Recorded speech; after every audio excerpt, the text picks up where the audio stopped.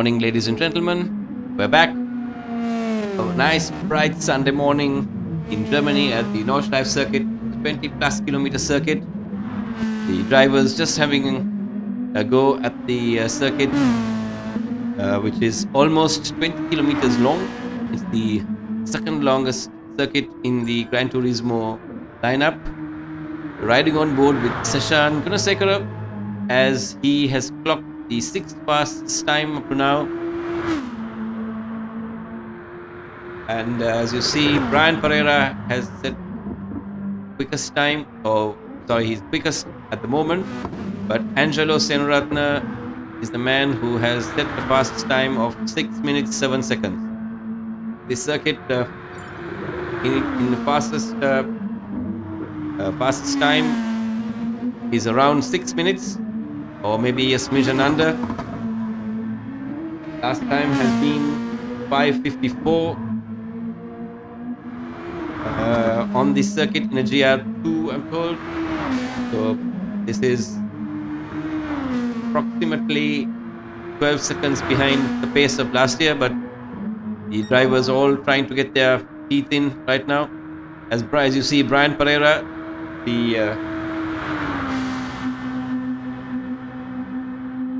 beautifully liveried car. I think Target is what he has on the side of his car usually, but he's changed his livery this time.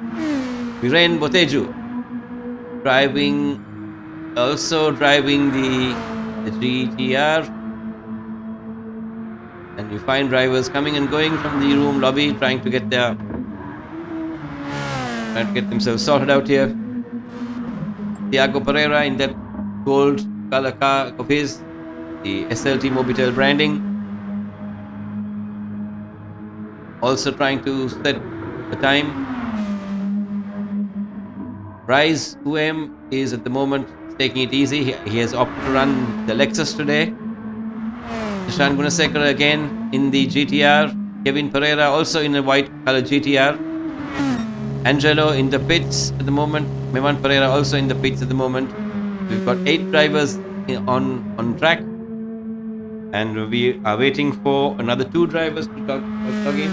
And that's Imdad, who will not be joining us today, and Riaz Hafrat, who was in the lobby and has just left. I'm sure he'll be back in a moment.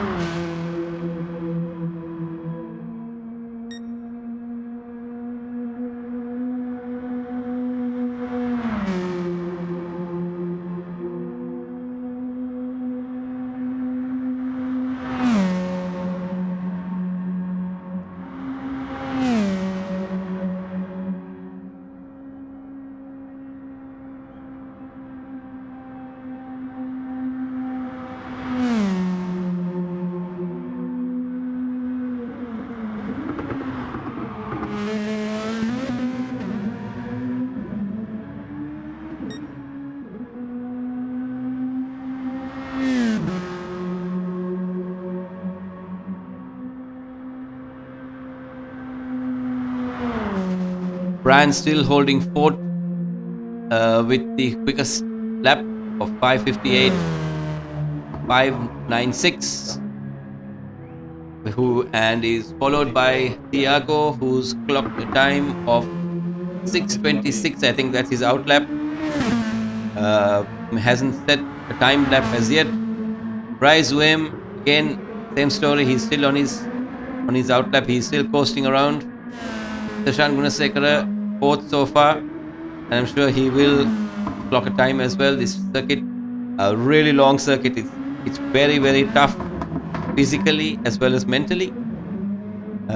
Sam, who has chosen this track, is convinced that these drivers, who are now pro drivers, have all the attributes for them to perform well this weekend.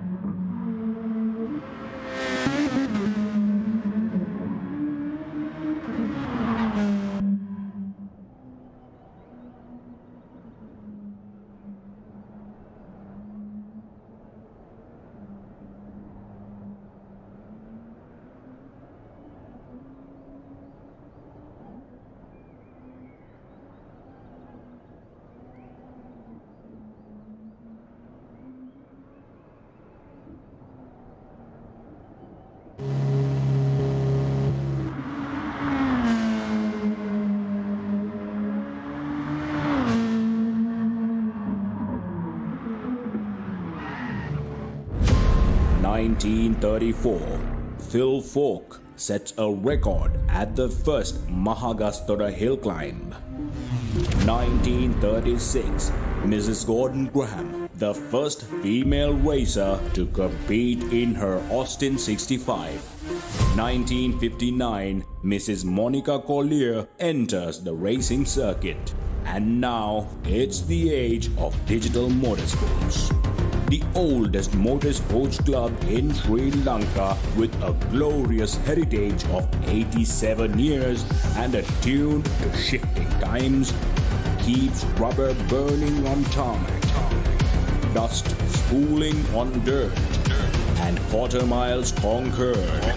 Ceylon Motorsports Club, the iconoclast ahead of its time.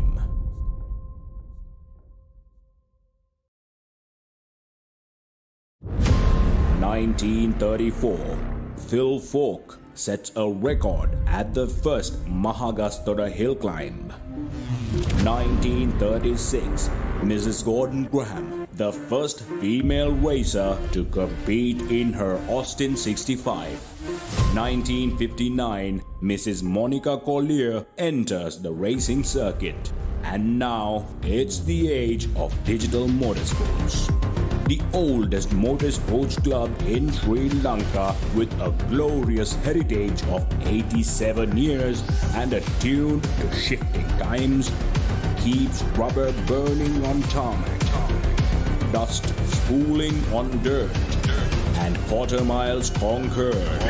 Ceylon Motorsports Club, the iconoclast ahead of its time.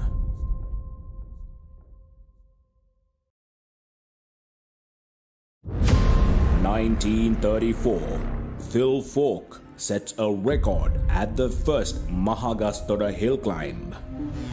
1936, Mrs. Gordon Graham, the first female racer to compete in her Austin 65. 1959, Mrs. Monica Collier enters the racing circuit. And now it's the age of digital motorsports. The oldest motorsports club in Sri Lanka with a glorious heritage of 87 years and attuned to shifting times keeps rubber burning on tarmac, dust spooling on dirt, and quarter miles conquered. Ceylon Motorsports Club, the iconoclast ahead of its time.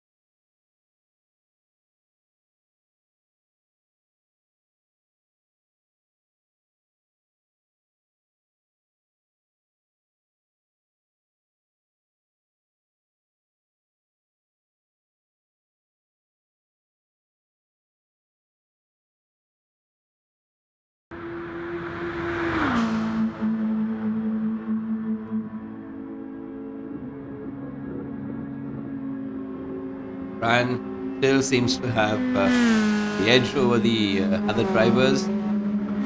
Qualifying has now been increased to 15 minutes, giving the drivers a little bit more time on circuit to ensure that everybody is might get maybe 2 laps of qualifying. So there you have it, ladies and gentlemen. We will be starting qualifying in the next 10 minutes. By 8:30 sharp, qualifying will begin. And we came on from there on.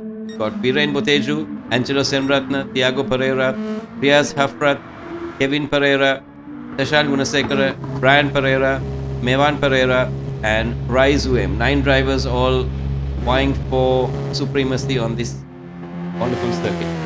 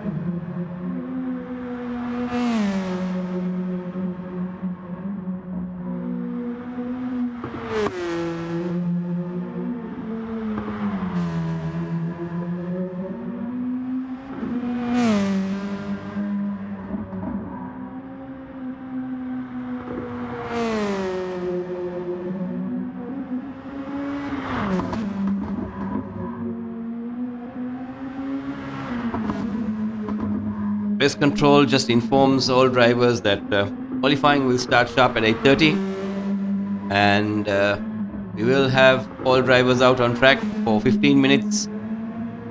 It's a tough circuit.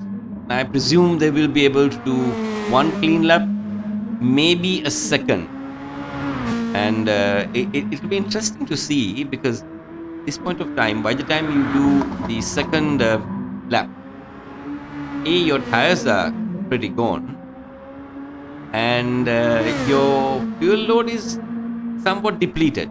You can't come in for a splash and dash. So it'll be interesting to see what exactly they want.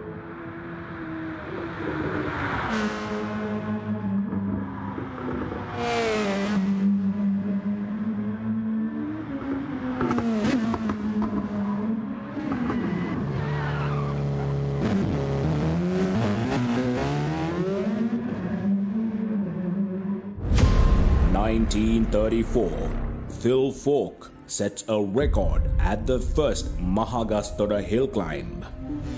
1936, Mrs. Gordon Graham, the first female racer to compete in her Austin 65. 1959, Mrs. Monica Collier enters the racing circuit. And now it's the age of digital motorsports.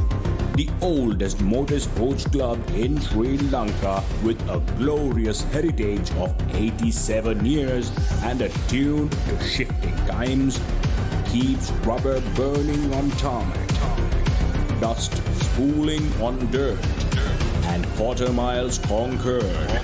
Ceylon Motorsports Club, the iconoclast ahead of its time.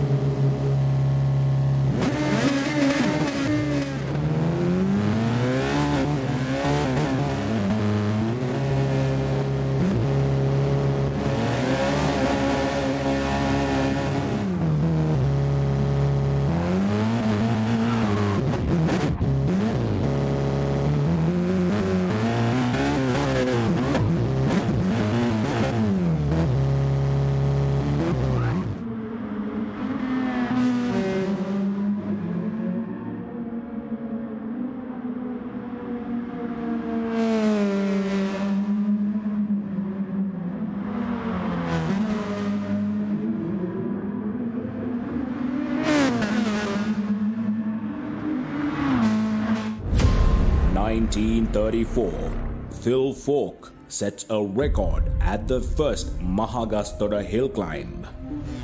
1936, Mrs. Gordon Graham, the first female racer to compete in her Austin 65. 1959, Mrs. Monica Collier enters the racing circuit. And now it's the age of digital motorsports. The oldest motorsports club in Sri Lanka with a glorious heritage of 87 years and attuned to shifting times keeps rubber burning on tarmac, dust spooling on dirt, and quarter miles conquered. Ceylon Motorsports Club, the iconoclast ahead of its time.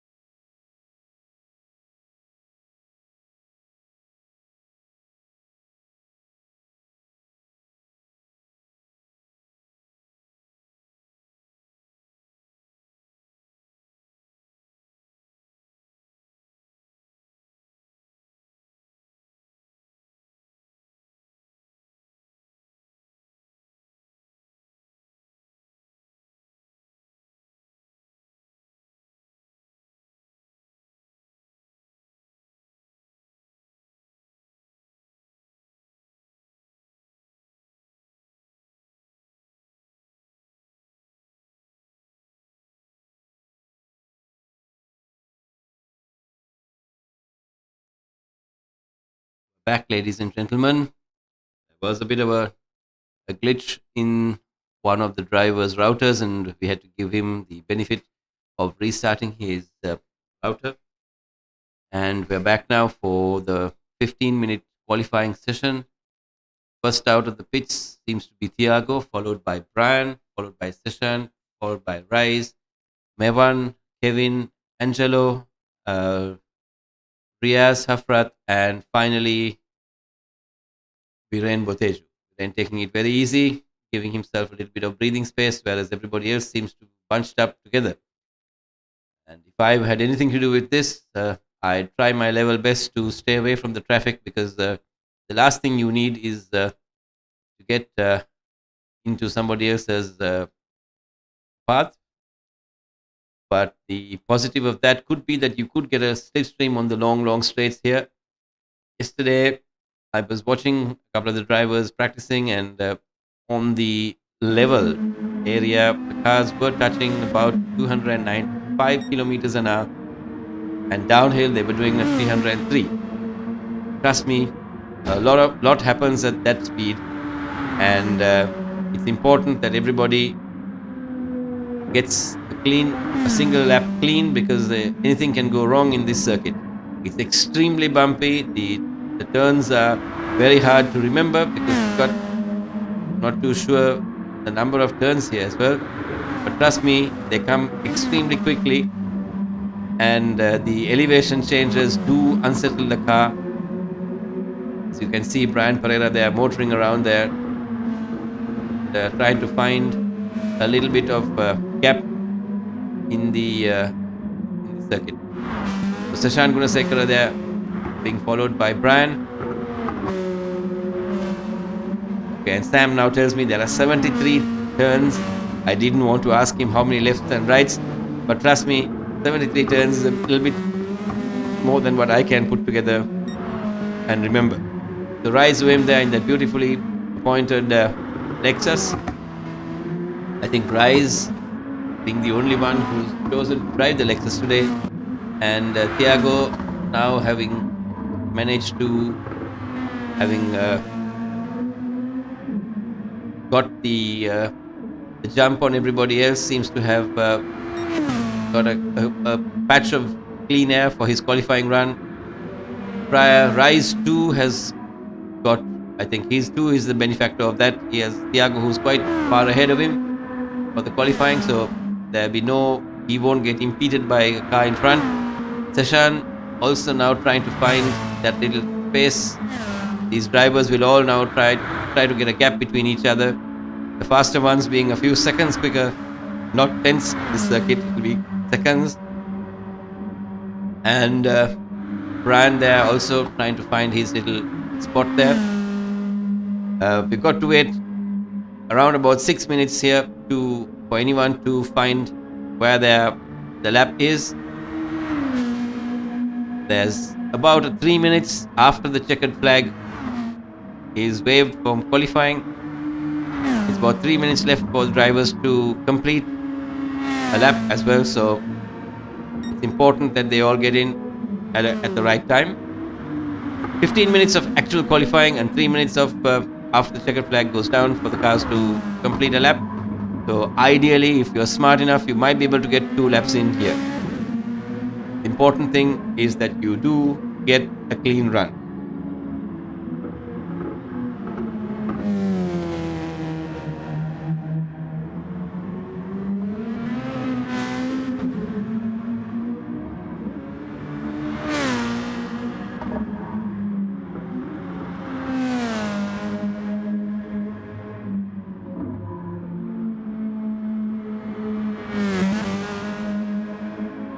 The cars would become much lighter in the second lap. You get a second lap, but after running 22 kilometers or 21 kilometers on this circuit of 73 turns, your tires have seen a better light of day. So the first lap that they do get in, they got to take it very. Put a bank a lap, get a considerable time. Because don't forget that you are on an outlap as well, and that outlap takes quite a bit of your fuel, quite a bit of your running as well. So the cars have to really be on a low wear and tear mechanism for fuel as well as tires, because your car might not be able to make it to the end of the second lap with the fuel on board. So Mevan on an out lap seems to has consumed about a quarter of his fuel. So getting 2 laps in might be a bit of a trudge for half these guys, but it's all up to them. They can come after this. They might be able to come and do a splash and dash or whatever they want to do. It's all up to them to plan out how they want to do this.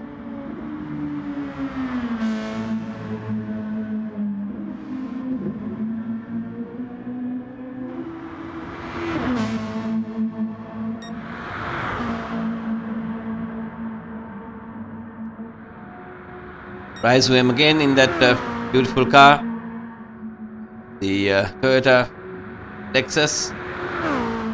These cars are extremely quick. I actually had a drive on a simulator a few days ago on this circuit, just to understand for myself how it went. And trust me, my arms were aching after half a lap. So I can just imagine how it's going to be when you finish 4 laps in the first race and another 4 laps in the second race. It's not all fun and games, even though it is a game. It does take quite a bit of toll on you. People do think that this is just an e-sport, but the physical amount of energy that you do need to go through this is phenomenal.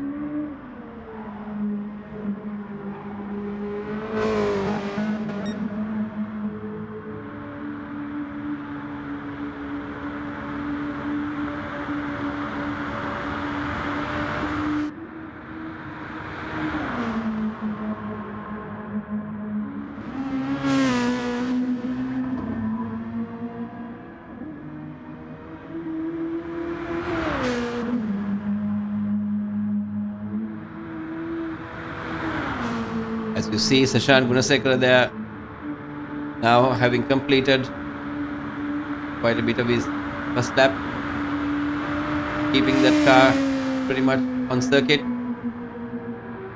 We've got to keep it clean here. Right on board with Brian. Brian had set the fast step in practice. I'm going to ask Sam to give me an in-car footage on this one. There you see Brian, how he manages on circuit. From within the car, you see him turning the steering wheel in all directions to keep the car on track. Can't really see the steering wheel movement, but trust me, it takes quite a bit to keep the car on circuit. There you see him turning in one way, turning the other way, balancing the throttle, balancing the brake, the second gear, second, third, fourth gear, fifth, and that's a bit of a straight into fifth, and then he'll do sharp brake into second, I think, at the end of this. You can see the car there, very hard. Right on board with Thiago. You can see different view now. The view from back. I will show you the in-car footage as well. There you see how hard it is to keep the car bouncing around. And every time this car bounces, the steering does give you a feedback. So it is very grueling on your hands. The long straight now that you see him coming into a tight left-hander. After the little thing, you come into a little left-hander here, brake hard. On 6th, flat out there. He didn't lift. Again, flat out there on 6th. Keeping it right on the limit. Into second gear, hard braking. Getting the car perfectly lined up there. Slight bit of understeer. Back stepping out, but he corrected it in time. And this one is the bank left-hander. This is from the old Nordschleife circuit. As you can see, the concrete in the middle there, and car really bulleting down this circuit. As you can see, he does not lift for any of these places. Down on 2 gears, down 1 gear, down the other way, and trying to get car lined up with the apex of the next corner. As you can see, you've got to memorize this circuit. If you don't, it's not easy. I wanted this in-car footage just to show you, the viewers, how tough it is to keep this car on circuit. It's not really easy. The car is bouncing around and you have to react equally quickly. We'll ride on board with someone like Riaz and get the in-car footage on this one as well. You can see the amount of bouncing around that car would be doing.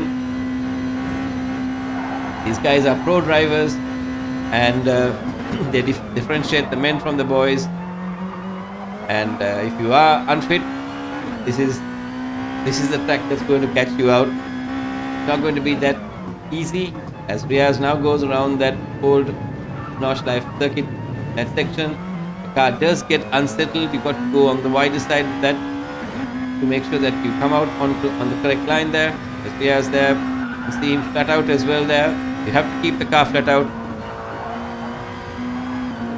And while I was driving this, I was driving at about 40% of what these guys were doing, and my hands were hurting. So I can just imagine what these guys are going through. Flat out there, this car has phenomenal grip, and the more grip you have, the more your steering reacts to it. The more your steering reacts to it, the more your shoulders hurt. So there you see Riaz there turning into the corner, making sure that he keeps the car as close to that cone as possible, making sure the cones are nicely at the point of his apex and the exit points. Riaz driving beautifully here, and that Nissan GTR, very clean run from Riaz. As we'll ride on board now with Mevan Pereira. See the car from this view. As you see the car from that view, we keep it on an outboard on the bonnet view for us to see. At this point, you see the car, how the car is being driven. You can see the amount of corrections that he has to do to keep the car on the racing line. A little bit off, and you had it. As Thiago sets the first qualifying lap time of 6 minutes 1:5:32. That's a decent time. About 2 seconds away from what Brian did in practice. But the important thing is just complete one lap and see where you are. As Thiago sets the fastest lap, Rise has set a lap time of 6:10. That's a 9-second difference between Rise and Thiago. Seshan Gunasekara sets a time of 6.00.050. Who now Seshan leads the pack. We'll wait until Brian comes across the line. Brian sets a time of 5:59, 6:36. So the top three drivers being split by just a second, but they're still off by about 5 seconds on last year's qualifying. So at the moment it's Brian, Seshan and Thiago. This guy is back in the pits. I'm not too sure exactly what happened there. They're gone into the pits, as Brian is in the pits at the moment, and Thiago is still out. We'll ride on board with Thiago as he's on a coasting back to the pits. I don't think he's going to take a second lap. Brian is in the pits as well. Seshan is also taking it easy now. We've lost Viren Boteju. Have we? Not too sure what exactly happened. Riaz Hafrat there. Viren is still there in the room. Yes, we see Viren driving pretty quickly in that car. He's the last of the qualifiers. This guy's just about getting one lap in here. So Viren has also completed his lap, and I think all the drivers are in the pits. They've gone for a quick cup of coffee, a washroom break, as there's a 3-minute window for all the cars to finish. As Seshan is doing a second lap, I see. He's trying to better his time. Viren having clocked the second quickest time, I take it. All good there. So the gap between 1 and 2, 7,000 of seconds. Amazing drive by Viren Boteju. Seshan in third, Thiago in fourth, and Angelo in fifth.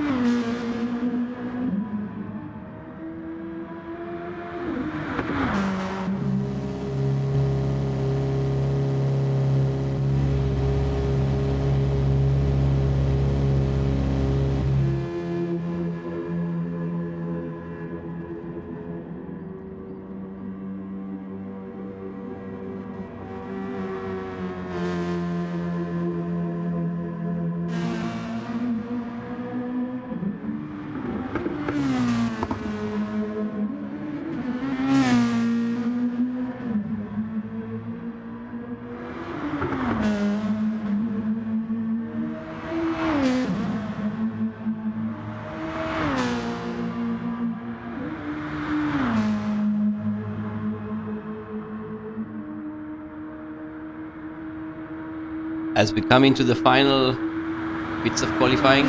This is the extended time that they've got. These drivers, having managed to come into the pits and do a bit of a splash and dash, I don't think that a driver can complete this circuit. But let's see what the plan is. As Sashan Gunasekara now is on a roll, trying to get another lap in. He was a bit behind as he just comes past the start finish now, and he bettered the time. Not too sure. No, he hasn't. He's still in the same time frame there. Viren running medium tires, Rise running mediums, whereas everybody else on softs. And it's interesting to see how each of these drivers are on different strategies and different tire requirements. And the 9 drivers now effectively finished their qualifying and are coasting back into the pit. So the gap between 1, 2 and 3 is just 4/10 of a second, whereas to fourth driver there's about a second and a half, and fifth driver there's about 8 seconds. So the top 4 drivers are the ones to watch out for. They're going to need back there, and drivers below that might be in a different pack, but let's see. It'll be interesting to see how they all pan out. For these drivers now slowly getting back to the pits. The game will start automatically in 1 minute and 35 seconds. We've given them a bit of extended time to qualify. And the second race which we have will be on the reverse grid of the finishing order of the first one. So everybody who finishes in the top 10 will get reversed, and race 2 will start in that order. There you see Sashan Gunasekara coasting back to the pits. Done his second qualifying lap, done a decent lap time. Thiago is also still coasting back to the pit. Angelo is in the pits and waiting. Riaz Hafrat also in the pits. Rise with him. Riaz Hafrat now still coasting back again. All these guys have been finished all the fuel they have, and the cars very slowly coasting back. Let me take this time to thank our sponsors, Lab 57, House of Glass, and J Homes, who have come up in numerous ways to help the championship financially. So that gives the organizers the luxury to give great award. 12 seconds away from the race start. We'll see you back shortly.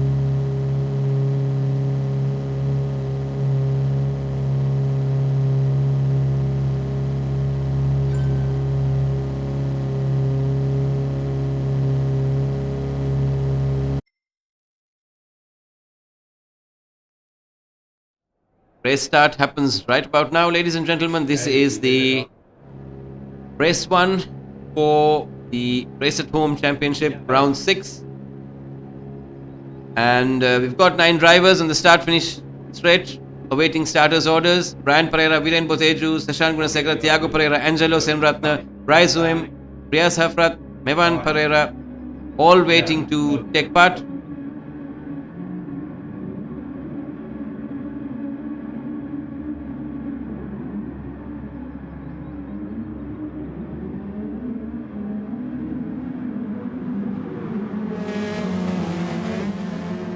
There you see the cars taking off.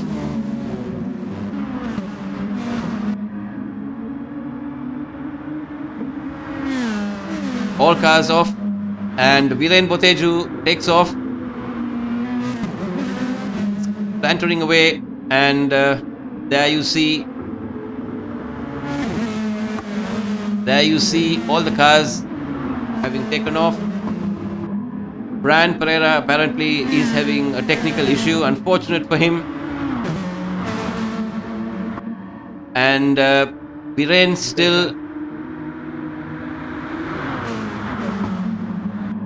having done a phenomenal start there. And we've got Viren and Seshan, Angelo.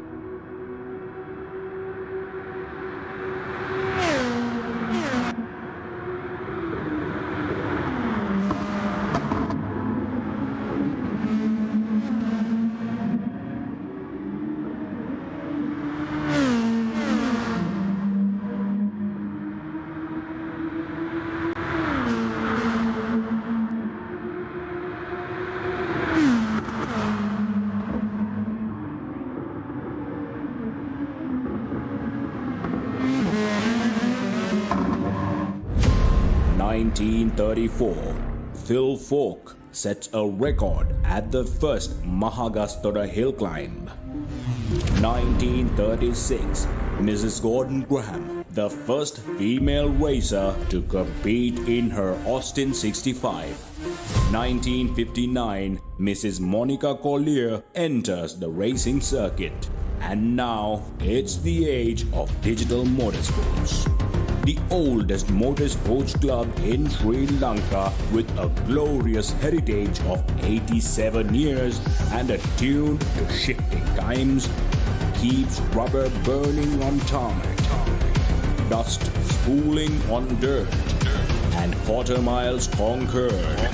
Ceylon Motorsports Club, the iconoclast ahead of its time.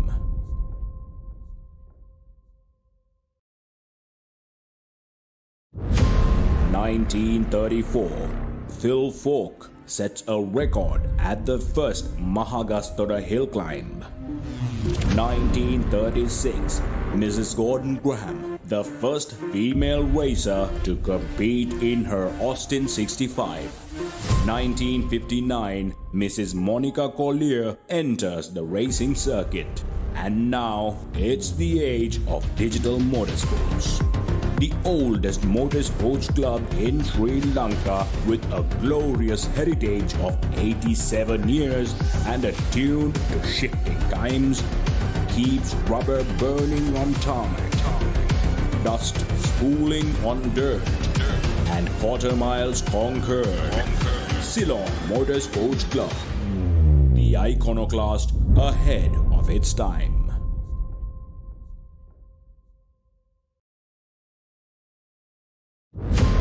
(1934), Phil Falk sets a record at the first Mahagastota hill climb. 1936, Mrs. Gordon Graham, the first female racer to compete in her Austin 65. 1959, Mrs. Monica Collier enters the racing circuit. And now it's the age of digital motorsports. The oldest motorsports club in Sri Lanka with a glorious heritage of 87 years and attuned to shifting times keeps rubber burning on tarmac, dust spooling on dirt, and quarter miles conquered. Ceylon Motorsports Club, the iconoclast ahead of its time.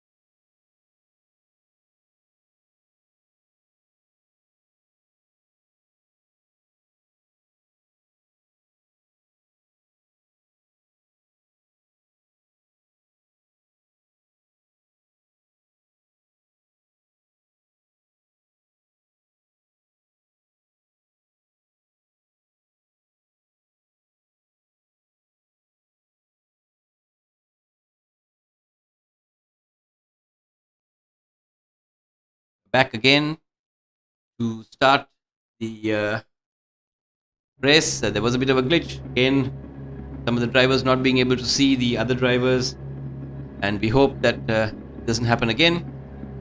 And now the drivers are all lined up waiting to go, as we have all the displays coming up long.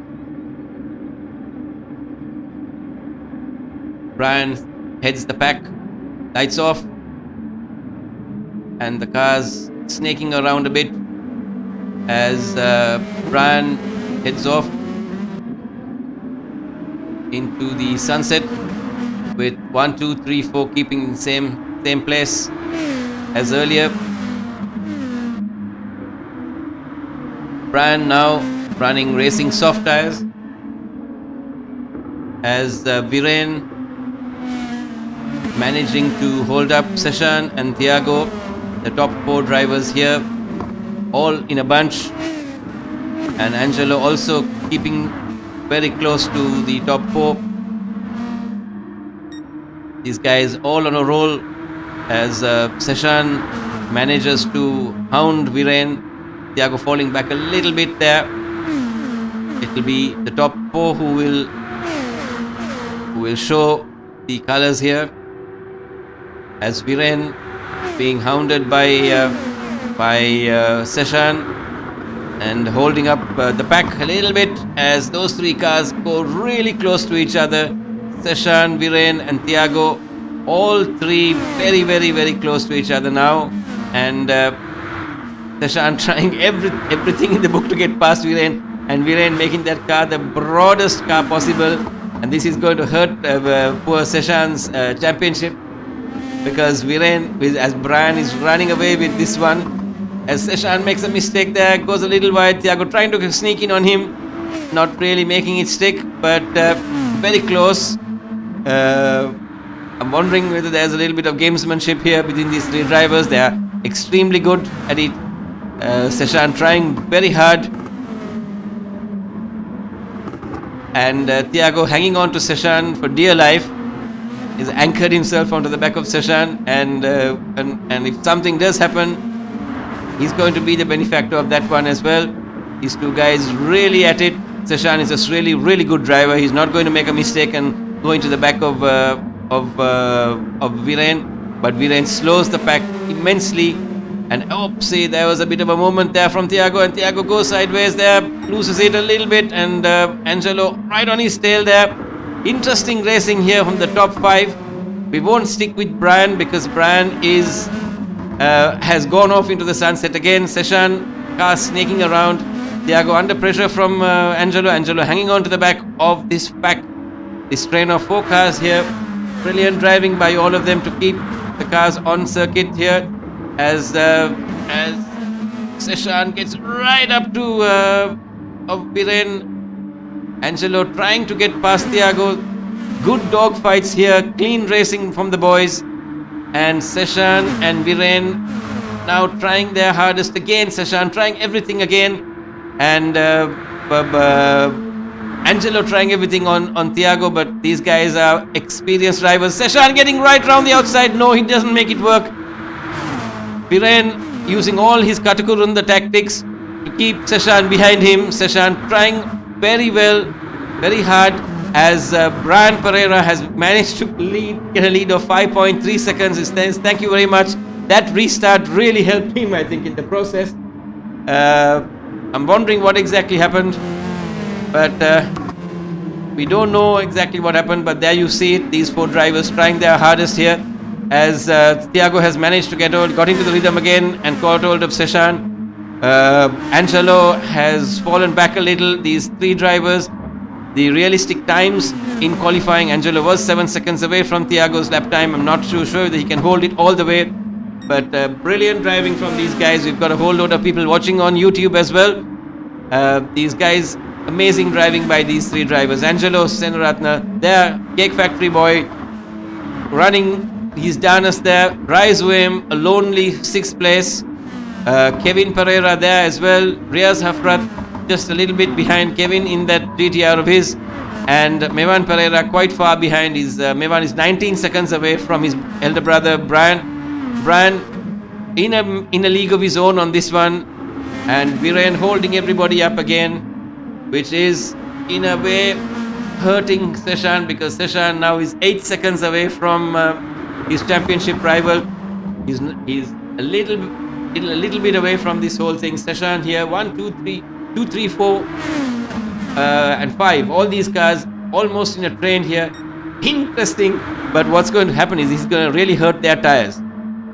This kind of driving is not going to help anybody, because Thiago and Angelo are going to be watching to see as they use. I was just about to say that all it takes is a little bit of concentration lapse and you're going to be out of the whole contention, as that's what happened to Angelo. Angelo had a moment there and went off, and these three guys now still at it. Angelo went off all on his own. Unfortunate for him, he has to get back into rhythm again, and that's gone not exactly in his way.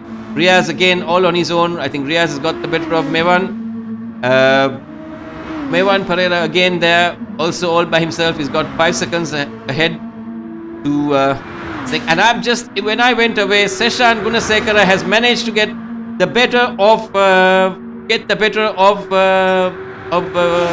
Viren, and Viren having a moment there. These guys are having a bit of a moment there. Thiago also getting past Viren. Oops, that's the bad one. Thiago having a bad one there. What happened there? I don't know what exactly happened. Was there a glitch? Leave it. We're good. There was a moment there where the car went off and came back. I'm wondering what exactly happened. Seshan now has got a 1.7 second lead.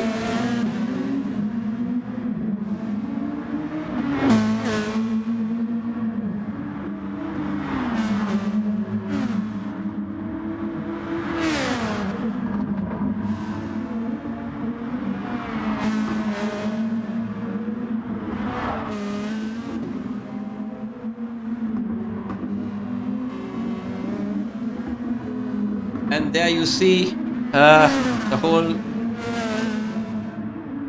thing falling into place. There's Seshan, there's Brian, there's Thiago. Now Seshan has an uphill task of 8 seconds to catch on Brian. So Seshan is now on a rocket run here. He is still quite a bit away from the end of his first lap, I think. So there's going to be quite a bit of running around now, as Brian has set his first lap of 6.05, which is about 4 seconds off or 5 seconds off his qualifying run. Interesting to see what these guys are going to do. Viren now just a second behind. He's getting caught by Angelo. Something went wrong with Viren as well. I'm not too sure what happened, but Viren has fallen back 2.5 seconds to Thiago, and is been caught by Angelo.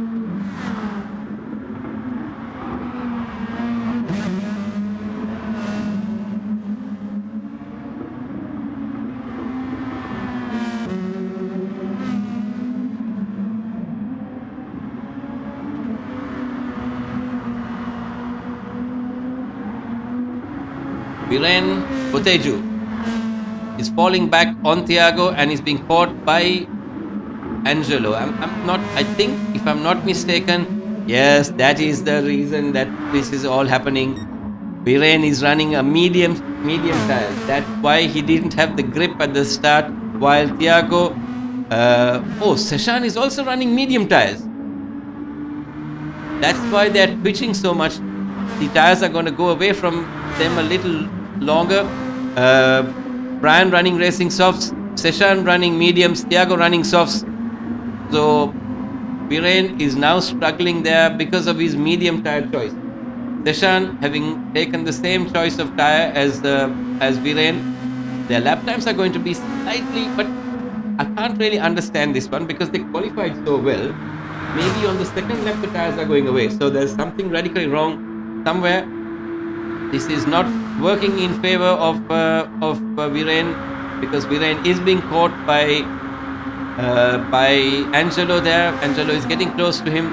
Thiago is a second and a half away from Seshan. He is within striking distance, yet for all not really close enough to make a lunge point.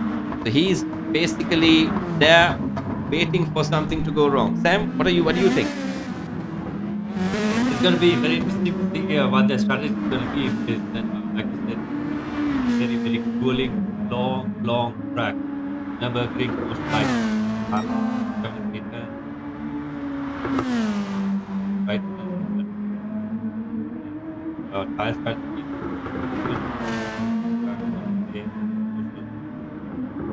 Full race is full lap.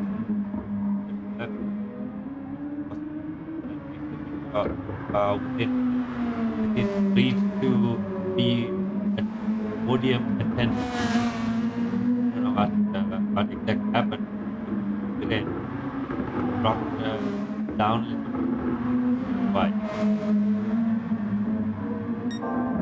And we're back as Brian has set the quickest lap again, 6.05 on his first lap. We're right on board with Seshan. Seshan having pulled away a little bit from Thiago, 2.8 seconds now. Leads Thiago. Thiago is 4.6 seconds adrift from Viren. Viren has been caught by Angelo, all on his tail. Angelo on Viren's tail now. Viren watching his mirrors now to see that the car is on his left, on his right. This is momentous there as Viren is struggling a little bit from what I can see. Yes, he's running a bit too wide there. Every time he goes too wide, he's going to be compromised on his exit speed. As there you see Viren very, very, very hard on this one, trying his darnest here to get there. Crazy driving from these drivers as the 4th, 2nd, 3rd, 4th and 5th were all in the same bit of window, but at the moment these guys are now spread by about 3 seconds adrift from each other. Again on this long straight, Angelo manages to get the better of him. Angelo also must be having the benefit of the draft that Viren is creating for him. Must be having a bit of a hole in the air as well, and allowing Angelo to creep up on him. Angelo now, I would take it, yes, there you see it, the top 5 drivers except for Viren. Viren having stayed out his tires. He's going to do this on a single stop. No, he can't. Yes, I think he might be able to do this on a single stop if he's managed his fuel right. That's a brilliant move by Viren. Viren having taken over the lead of this race. He's got a lap to finish. He's got a lap to complete actually, and I'm not too sure exactly how that's going to pan out for him. But amazing drive by Viren. I have to say that Viren has got the benefit of that. I'm not too sure how much of a gap that Viren can pull on the rest, but we're on lap number 3, and I think we have to complete lap number 4, Sam, if I'm not mistaken. So there are 2 laps more for Viren to complete, and he'll have to come in for a bit of a splash and dash. His lap time has to be phenomenally fast. He's done a 6:11 in the last one. Thiago's done a 6:16 in the last one, so you've got to be really quick. Let's see what Brian and Viren come out with, and Viren is going to have to come into the pits at some point of time, and that is going to hurt him a little bit, and he needs to come out ahead of Angelo in the least, because that's where he was earlier. We go down the order again. Brian has a 7-second lead on Seshan. Seshan has a 4-second lead on Thiago. Thiago has a 6-second lead on Angelo. So that's increased from the pits. Thiago's managed to jump that one. But it will be interesting to see where these guys are going to go now with their fuel and their tire strategies. These guys have adequate tires and fuel to go all the way to the end. Angelo, I love that car. He's done a beautiful job of the livery. There you see a beautiful frontal view of it, and the CMSC logo, the cake factory logo. He's got the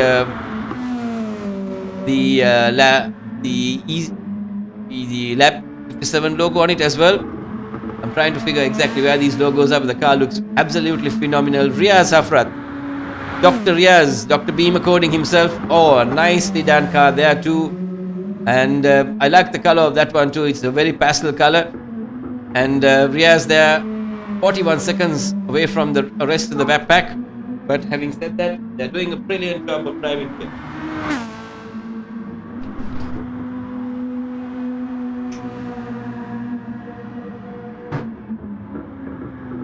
Mevan Pereira. I'm not too sure what happened to these guys. Mevan and Kevin, they're generally extremely competitive, but they are 50 seconds off pace on this one. And Kevin is a minute and a bit. So that's a tough one here. And you see Riaz as well, Rise as well. Rise too having a bit of a tough day in the office today. Not really the Rise we used to see, Sam. Rise has dropped in his performances. I'm not too sure if the marriage has helped him. But anyways, we see Rise now challenging Mevan for 7th place. We'll ride on board with these two guys. They did pretty decent run there. And Rise trying to get on the inside of that.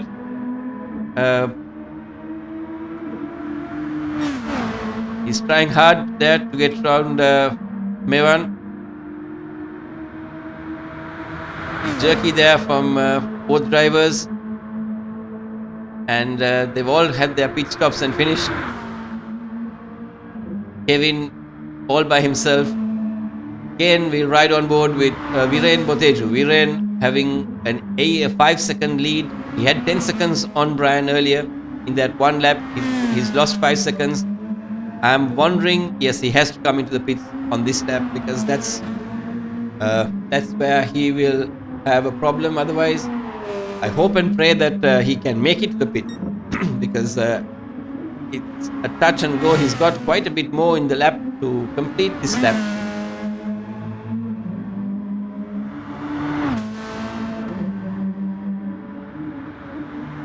Fuel light is blinking as Sam tells me, but I must say that Viren has done a lot of practicing on this car. 1,500 kilometers of practicing in this car.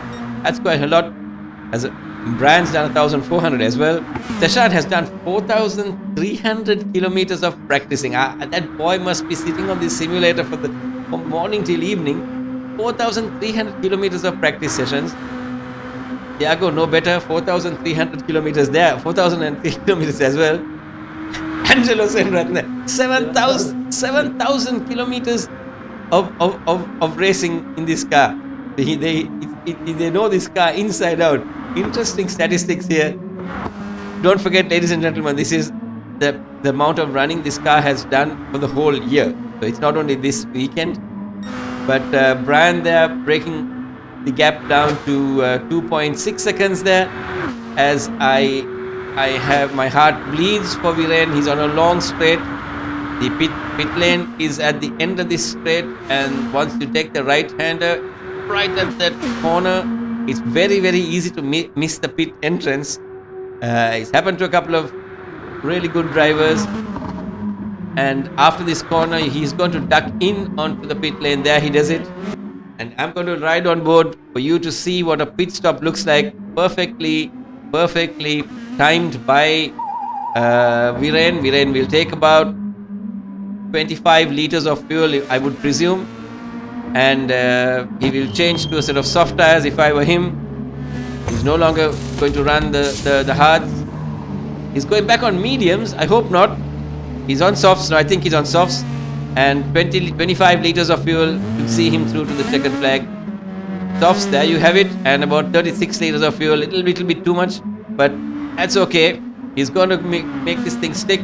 As we ride on board with Angelo again. Angelo 20 seconds away from the leaders, as he has an 8 seconds to catch to Thiago, who will be third.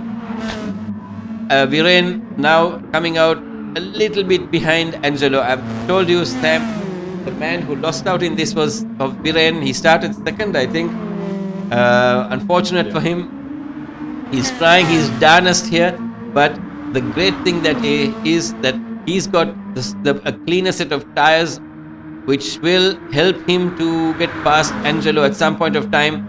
The problem is that this circuit has very little room for overtaking. These cars are extremely broad.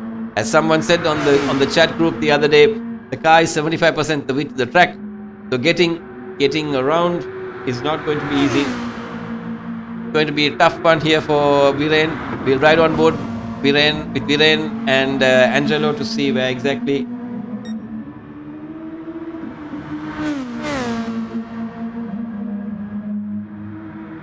Angelo making that GTR, the broadest GTR made by Nissan, car sitting right on the slap bang on the middle of the circuit, which is preventing Viren from going. And Angelo giving Viren a bit of the same medicine he gave the others earlier, keeping the car slap bang in the middle. And Angelo trying his hardest there as well. Again, we'll ride with Angelo. What we see from Angelo's perspective. I'm going to ask Sam to change the view. Sam, could you change the view to show us in-car footage? Oh, that was a bad moment there. The inside view from what Viren sees from his steering wheel. Oops, there was a moment there. And not too sure. I think the moment went. But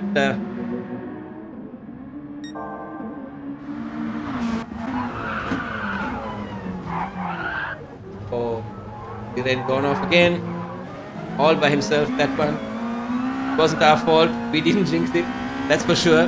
And Viren has a moment there, loses it, and Angelo gets the place back. And we're going to ride on board with Viren to show you what it looks like from the in-car, from his steering wheel position. Viren has the benefit of having better tires, and he should be able to get the better of Angelo there. But you can see how jerky the car is. He gets it on the curbs there. Tough one there. And I have to just make sure that we don't forget the other three drivers. The top three drivers are there. And this is not working for Viren. Viren is losing time to Angelo on the straight. Angelo having got a little bit of sunlight between the two of them, and no, I don't think Viren is close enough to make a challenge, because Angelo is also driving this thing flat out. That's Angelo there, keeping the car nice and clean. His tires are good as well. That's Thiago. I don't see. Thiago is 6 seconds adrift from Seshan. Seshan is 7 seconds adrift from Bran. Bran in a league of his own there. You can see the car snaking around. Tough day in the office for these drivers, but they managed to salvage something out of it. Seshan, unfortunate for him, he needed this win to retain his championship. I'm not too sure of the championship points. I can give it to you in a sec. But Brian at the moment is 5 seconds quicker than what he was previously. Seshan Gunasekara leads Brian by 8 points, and this is really going to reduce the gap between Seshan and Bran. It's going to make the championship extremely interesting. I mean, Seshan has been it's been a bit like Max Verstappen and Lewis Hamilton last year, where it could have gone either way, and it's going to go down to the wire on this one as well. Between Seshan and Brian, and Seshan, they're trying his darnest here to make sure that he gets a quick run here, but Brian still having the fastest lap for the day, and Seshan having his second. Thiago in third place is about 7 seconds away. The car snaking a bit there as well. They've got a long straight here, as Brian is on that long straight. Angelo has retained his place, and I think Viren has made another mistake somewhere, and he's lost out again. And Dr. Riaz has managed to come 5th in the process, so that's sad for him. Thiago in third place all by himself. Seshan Gunasekar again, second all by himself, and Brian again all by himself as he comes just a bit. He's coming up to that last corner just before the pit entrance there. Brakes hard. He's just timed it perfectly. The fuel light just about to start blinking now. And there you see Brian Pereira, the winner of race 1 of round 6. Brian has got the fastest lap again of 6:00:107. He nailed that as well, so he gets extra points for that.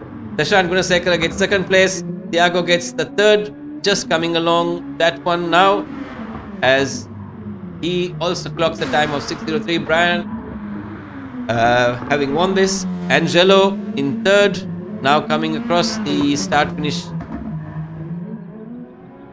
line there, as you see Angelo coming there. Priya Safra. So our winner Brian, Seshan, Thiago, Angelo, Viren has, oh no, this couldn't have been worse. Viren has run out of fuel before this, just before the start finish line.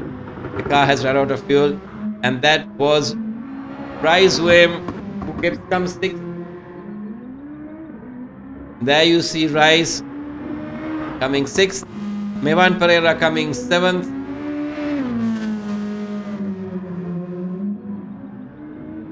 He had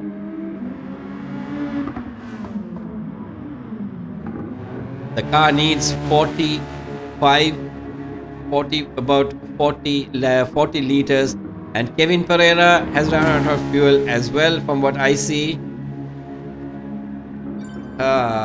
So that ends that. Kevin is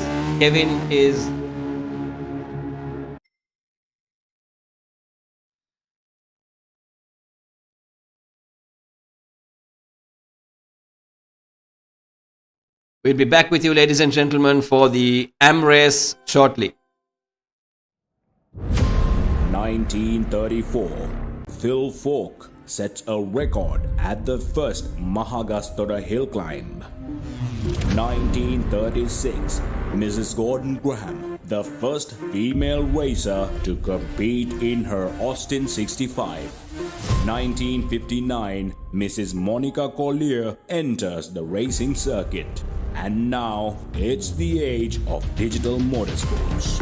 The oldest motorsports club in Sri Lanka, with a glorious heritage of 87 years and attuned to shifting times, keeps rubber burning on tarmac, dust spooling on dirt, and quarter miles conquered. Ceylon Motorsports Club, the iconoclast ahead of its time.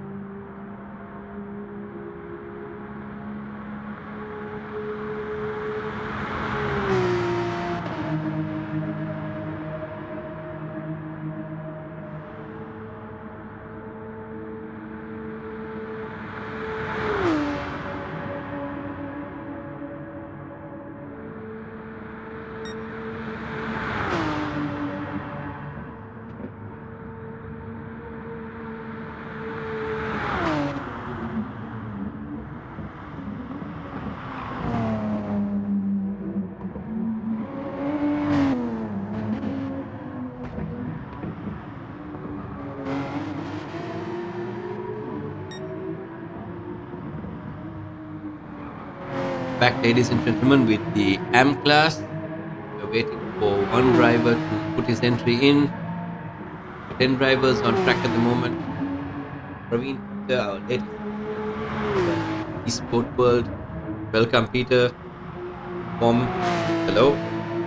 And got Mahilal Pires, right? Mahilal in the his Porsche. I think Mahilal and Angelo from the same sponsor with cake factory on it.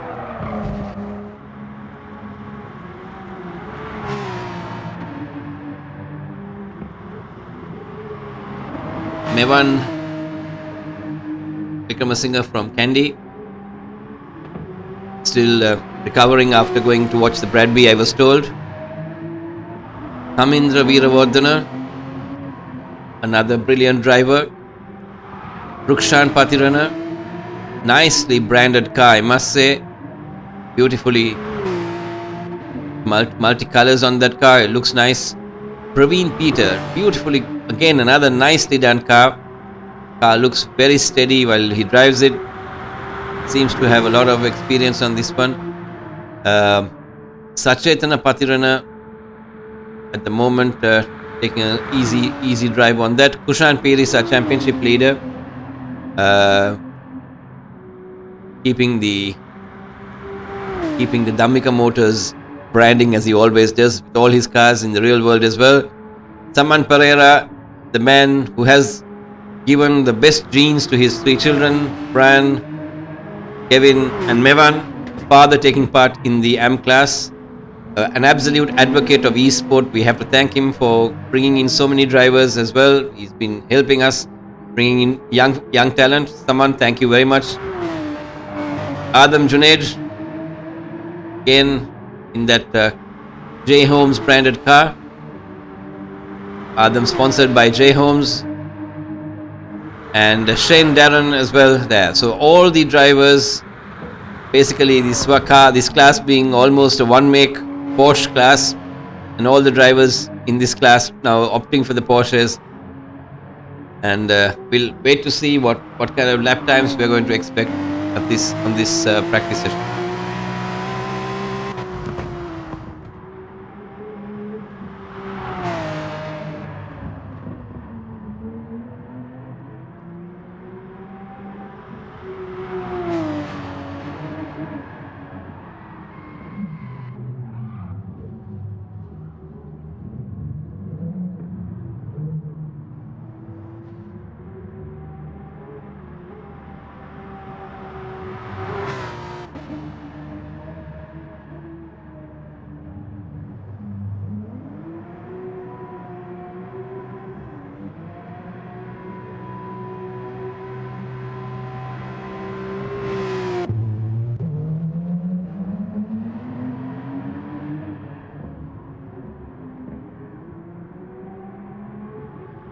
Just like we had in the Pro qualifying, these AM drivers also been given an extra 15 minutes. Go in for a slight commercial break.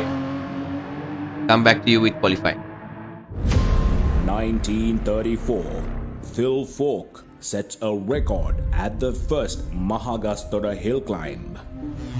1936, Mrs. Gordon Graham, the first female racer to compete in her Austin 65. 1959, Mrs. Monica Collier enters the racing circuit. And now, it's the age of digital motorsports. The oldest motorsports club in Sri Lanka, with a glorious heritage of 87 years and attuned to shifting times, keeps rubber burning on tarmac, dust spooling on dirt, and quarter miles conquered. Ceylon Motorsports Club, the iconoclast ahead of its time.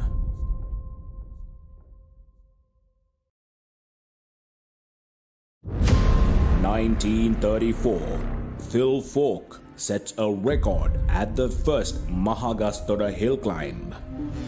1936, Mrs. Gordon Graham, the first female racer to compete in her Austin 65. 1959, Mrs. Monica Collier enters the racing circuit, and now it's the age of digital motorsports. The oldest motorsports club in Sri Lanka, with a glorious heritage of 87 years and attuned to shifting times, keeps rubber burning on tarmac, dust spooling on dirt, and quarter miles conquered. Ceylon Motorsports Club, the iconoclast ahead of its time.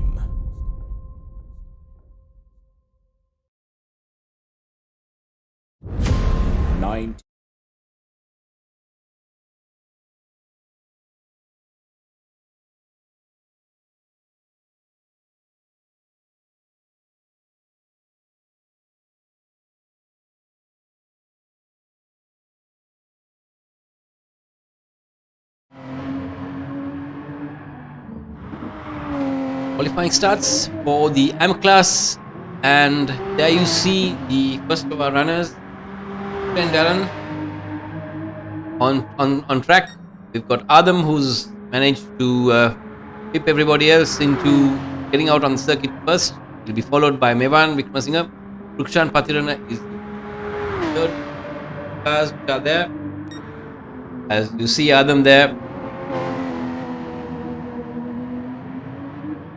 almost a 21 kilometer circuit with 73 turns, both left and right. As I said earlier, I'm not too sure whether which ones are left and which ones are right, but trust me, ladies and gentlemen, 73 turns to remember is a little bit more than what I can do. So we wish all these drivers all the very best. 15 minutes of qualifying and a further 3 minutes for them to finish a lap, because this lap ideally takes around 6.5 minutes, I'm told, in this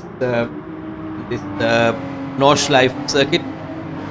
Sam and Sabri Salam have chosen this circuit to make sure that the drivers, who are now pretty experienced in their old cars, run this circuit and show what they are made of.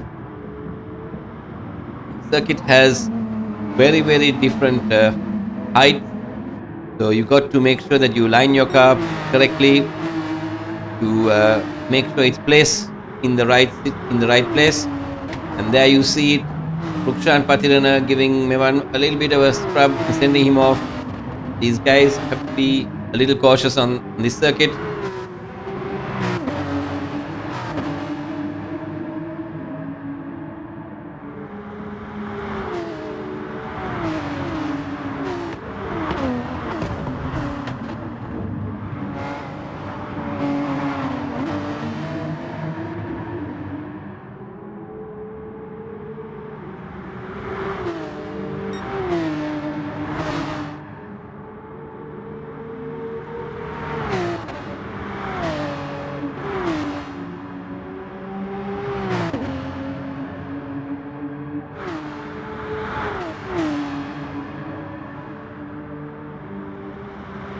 Drivers all finding a little bit of a spot for themselves, a little bit of clean air, as that's what they need to qualify. Our championship points at the moment, I think Kushan Piris leads the pack.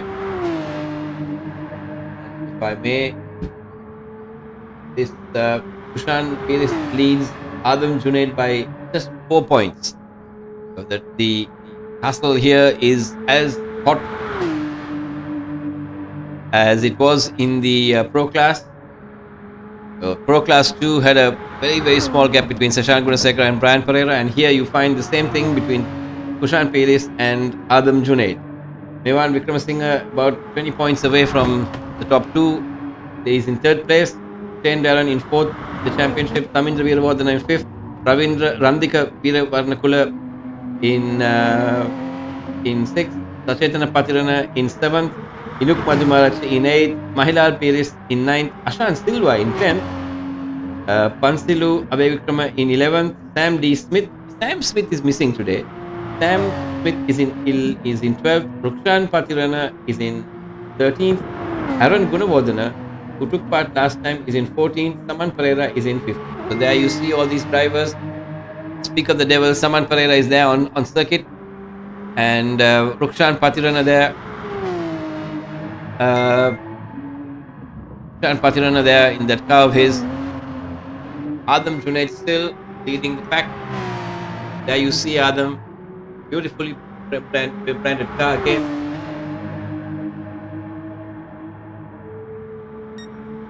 We have an unfortunate incident.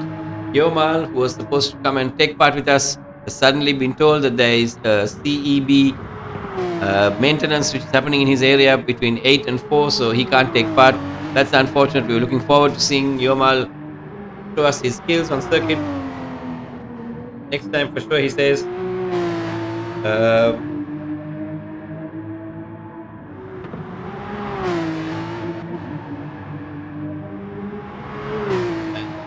Adam still there in front, hasn't set a lap as yet. And Mevan.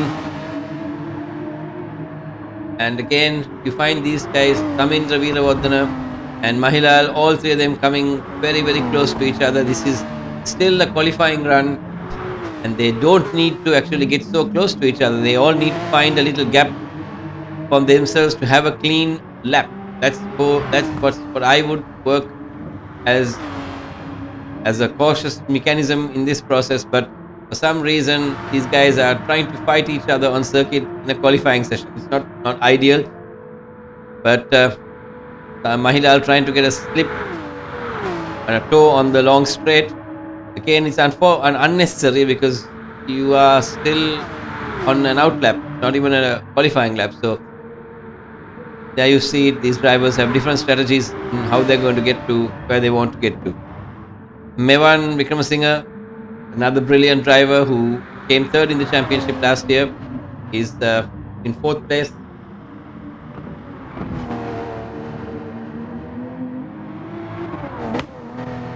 Kushan Pires, the last of our drivers who got out of the pits, but trust me, he's going to be a championship contender today, and we'll wait to see what he can do. Praveen Peter, first time with us, and I'm sure Praveen must be running this car quite often because he's done 1,500 practice kilometers, and from what I know, this is his first time with us. So everybody now on a flying lap. Tamindra there, just out of the pitch, 33 seconds into this lap of his, and we wait to see what he can do. And Tamindra now being followed by Mahilal. Mahilal also trying to get the slipstream off Tamindra. I suppose that might work on a qualifying lap as well. Mevan all by himself there. Sachetana Patirana, beautiful car. He's opted to go with a totally different car. No, it's the same Porsche for him. He's just branded it differently. Caught me off guard there. Praveen Peter there in that car of his, the Porsche 911. Shane Darren.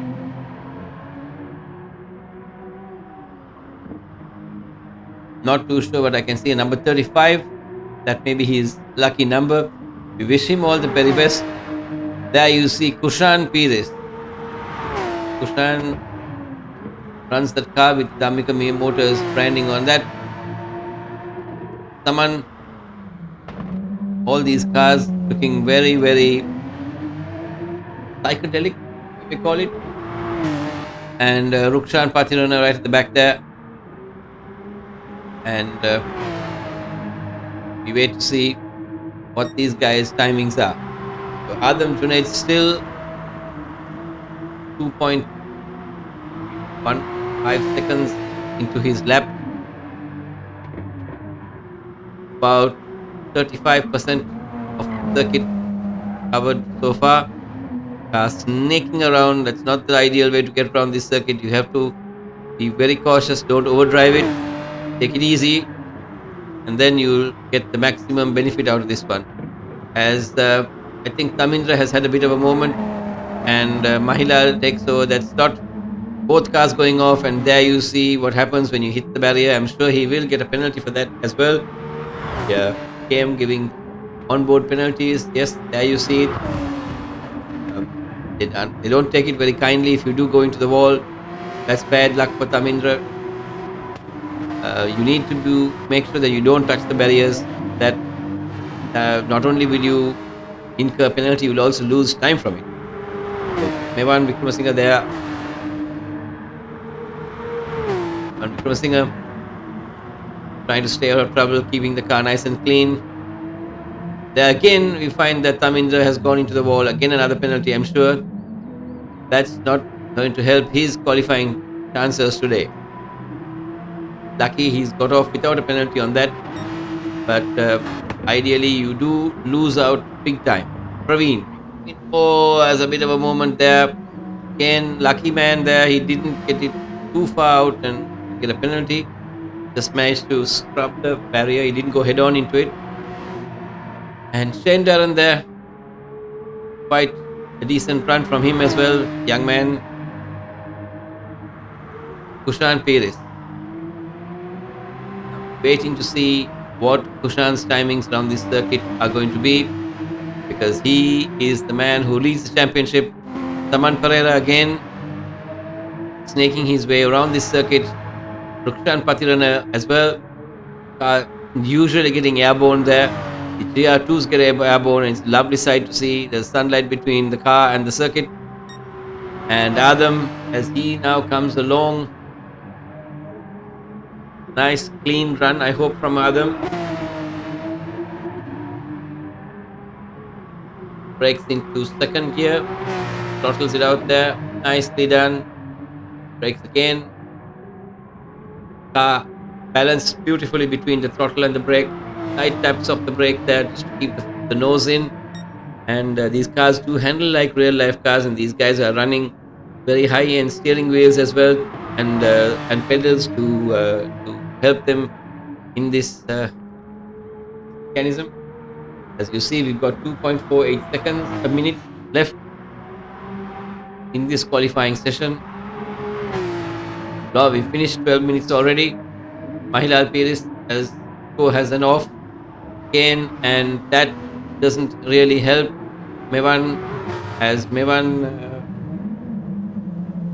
Mahilal comes back directly in line with poor Mevan. And Tamindra and now Mevan again together. These guys need to get into a rhythm when they drive here, because this circuit can really catch you out. These curbs, are very unforgiving. I tried driving this circuit and I was lost. One thing I couldn't remember which way the turns went, and the other one I couldn't understand or remember the different height differences and the undulations in the circuit as well. There you see these two cars again. These guys not giving each other too much of a space here, which is not helping either party. But anyways, Adam Junaid still on the long straight before the pit. Let's see, we'll ride on board with Adam to see what his lap times are going to be. He's gone through almost a full tank of fuel. Wondering how that's going to pan out on his race strategy, because if that's the case, he will have to do more than one pit stop to complete the race. And there you see the car breaking into that long corner in the start finish, and Adam now clocks a time of 6 minutes 51, and Evan Giravardhana is now coming along. Let's watch which Viman Vikramasinghe. Let's wait to see what Mevan's lap time is going to be. Even after 15 minutes, there's only going to be one lap that they could get. It's a good thing that the organizers increased the time allocation. 15 minutes, otherwise these guys would not got in a lap qualify. And Tamindra has also set a time. Mevan has got a time there. What happened to Mevan? Mahilal has come in third. Mahilal is third, but 17 seconds adrift from everybody else. Sachetana has set a timing as well, and we wait to see what happens here. Guys are trying to go out again. Back. not really sure how that happens, but tried our level best to give these guys a chance to do another qualifying lap. As I said, Kushan Piris has got the fastest time, followed by Shane Darren. So Kushan Piris sets a time of 6 minutes 43 seconds, followed by Shane Darren, who sets the second fastest time. And all these guys have managed to get decent times. But there's something which puzzles Sam and me. When this race was run last year, the pro boys who ran it last year, their lap times were 6 minute 23. There's almost a 20-second gap between what ran last year and what is running this year. But Sam, just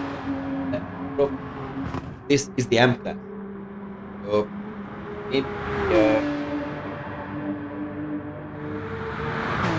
yes, that's what I'm saying. Because this whole bunch of drivers are all M drivers.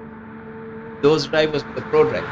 Pro drivers clearly drove the cars a lot harder than the M drivers are driving them today.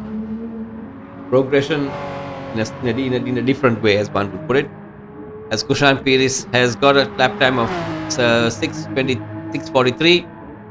Shane Darren is second. Adam Junaid is third. And Mevan Vikramasinghe is fourth. Mahilal is fifth. Tamindra is sixth. Praveen is seventh. Sachaitana is 8th, Mevan is 9th, Rukshan Patrana is 10th. We are missing one driver down the line, two drivers. So Yomal and Inuk Madhumarachi have not joined us today.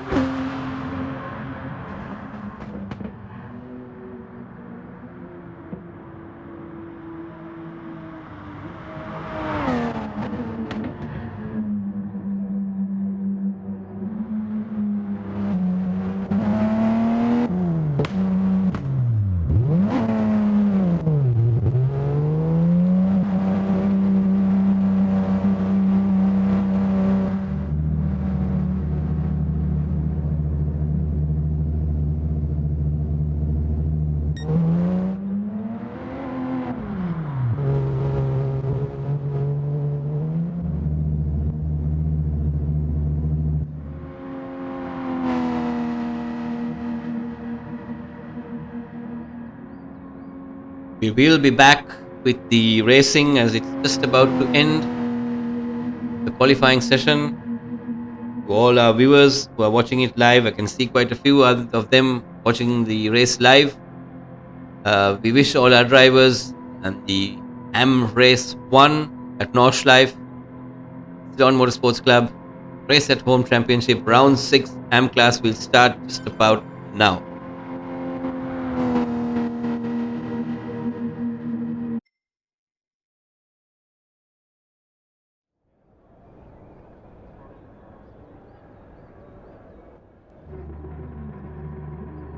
Kushan Paris will lead the pack, and Kushan will be followed by Shane Darren and Adam Junaid with Mevan Vikramasinghe into that first corner. Lights on, and we will ride on board with these drivers all the way into the first corner.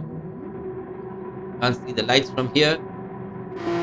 As we ride on board with Saman as the cars take off. Kushan has a very poor start for some reason. Something went wrong with his start and he dropped 4 places all the way. That's unfortunate. That's very weird from Kushan. He just didn't get off ground. I mean, either he wasn't throttling or he wasn't ready. He was not concentrating. Something really went wrong, and in this circuit, you really don't want that to happen to you. As Shane Darren there, who was 2.5 seconds away from him, has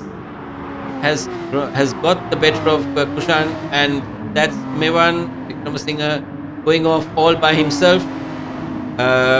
He manages to come back, but I'm not too sure whether that was the correct thing to do because Mevan did go off. Stewards will look into that as to how Mevan came back onto the circuit after going off. The stewards do have all the replays, and the drivers too can give their own onboard footage as well. As Kushan now comes very wide there. Guys, you need to keep this thing clean. As Mevan there, here lets Kushan through. And there you see Adam at some point of time has managed to get the better of Shane Darren. We will have a look into all these overtakes. And you'll see a blue flag there as Adam has gone off. Adam has had a moment there, I think, on by himself. He's gone off there as Shane Darren there. And Kushan being hounded by Mevan Vikramasinghe. Adam hasn't gone off, and he's now in 6th. He was leading this race. I did see a yellow flag somewhere, so that meant that Adam has gone off. And Kushan is in 2nd. He's not getting away cleanly from Mevan, who's hanging on to Kushan. Kushan has a bit of work on his hands. He's 1.7 seconds away from Shane Darren. The drivers now falling into a bit of a gap here as Adam is now right on the tail of Tamindra Veeravarnakula. And let's see how that works out. We will stay with these 3 cars. It's going to be a nice fight here between Adam and Tamindra and Sachetana Patirana in the party as well. So there you see these guys, they are trying their level best to overtake each other. They have to keep it clean. And Sam Hinkender, our race director, informing the drivers via a Discord channel and informing the drivers to keep the racing clean. We can communicate with them real time, and if there is some kind of there's a yellow flag somewhere, that means somebody's gone off. There's a yellow flag there, and that means no overtaking, and the green flag comes up saying, okay, back to racing now. So you see the marshals there coming up the green flags after the incident. So maybe Shane Darren went off, and Kushan Paris there has taken the lead from Mevan Vikramasinghe. So there you see the whole bunch of drivers. There's 4 cars in this pack here, and Tamindra trying very hard there, and Adam trying very hard as well. Tamindra blocking the car beautifully keeping that Porsche in a place where Adam has to fight his way around it. And in the process, Kushan Pires has got back to the lead and is leading this pack. Tamindra 9 seconds away from Kushan at the moment. Let's see how this one works out. We had Sachetana right there on his tail, but somewhere down the line, Tamindra, Adam, and Sachetana, there was a four-car lineup, and the fourth car has somehow fallen away. Praveen Peter is in 8th place. Great drive by the young man, first time with us today. And Tamindra has managed to pull away from Adam.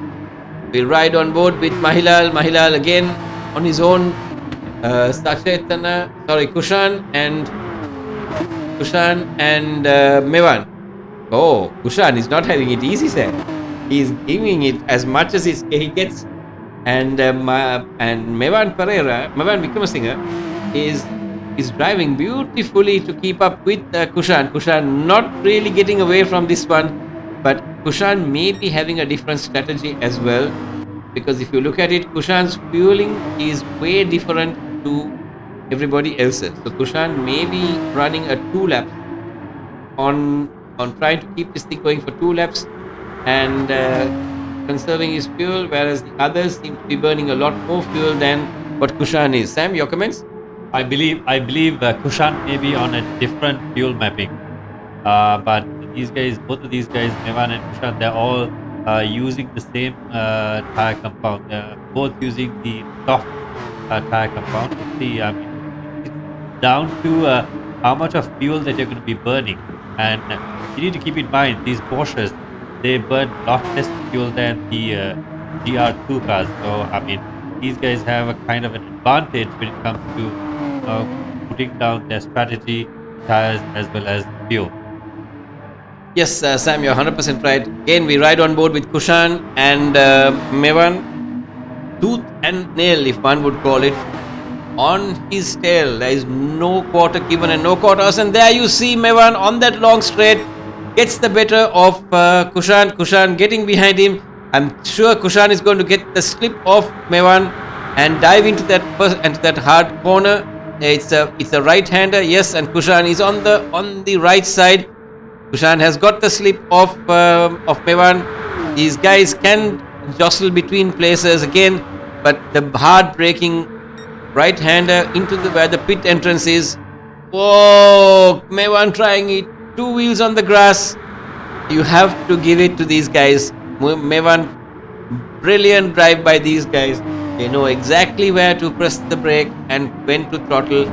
Lovely driving by these guys. And in the process, Shane Darren has caught Mevan Vikramasinghe. Shane has joined the party as well. Now it's going to make it all the more interesting because Mevan is in a right royal sandwich. We are going to see some interesting racing. Adam has already come into the pits. I really don't know what is going on. He's coming to the pits and he's with 57% of fuel, or 57 liters as one would call it. And that is going to seriously upset his strategy here.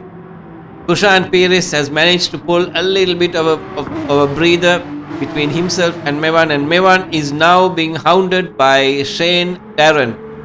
This is brilliant driving. Mevan still managing to stay ahead, but Shane is not having much hope there. 7 minutes 2 seconds is the first lap set by Kushan, which seems to be the fastest lap set so far by anybody. Shane Darren there in 3rd place, right on the tail of Mevan keeping that car as broad as he possibly can. Tough one here. He's going to break on the inside. Yes, he took a beautiful line there by Shane Darren. Mevan just kept the door slightly open and Shane said, "Thank you very much, Mevan. I'm going through." Shane, with due respect to Mevan, he did give him the space and he did make sure that he didn't cut into him. So very, very good driving from these two guys. I wish the real world drivers in Sri Lanka to see this, but I think there was a bit of a moment and Mevan has gone off and so has Shane. I think it's the commentators jinxed it again as Mevan gets second place. Mahilal has come in from third, and now Mahilal is challenging Shane as well. So it's a brilliant race here. We see these cars going up and down. Tamindra Veeravarnakula, who was doing extremely well, is also having a bad time here. Sachetana Patirana, who's now in 6th place, is running that car. A lot of understeer as Tamindra goes off again, and that sends poor Sachetana off into a tailspin as well. Adam Junaid in 7th place on his outlap after going into the pits. This is brilliant driving by all these guys. So Shane Darren has had a moment. Shane was in 2nd, wasn't he, Sam? What on earth happened? Mevan Kushan has gone off on his own. Kushan has gone off on his own. We just got a glimpse of that one. And when Kushan went off, Mevan managed to get the better of him.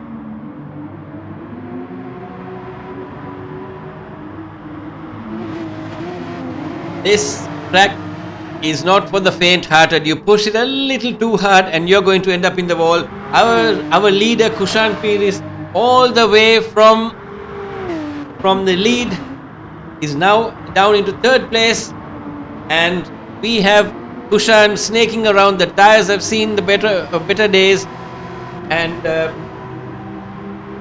there you see Mevan Vikramasinghe leading the pack, and Mahilal in 2nd, followed by Kushan, who's in 3rd. Let's watch what these guys are going to do. This is brilliant racing. I've seen racing on eSport, but this one, as one would say, as Mahilal would say, this one eats the cake that Mahilal makes. So there you see Kushan right on his tail. Brilliant driving by all these guys. 1, 2 and 3, the cars snaking around, the tires now losing its grip. They will have to come into the pits at some point of time. Their fueling will end.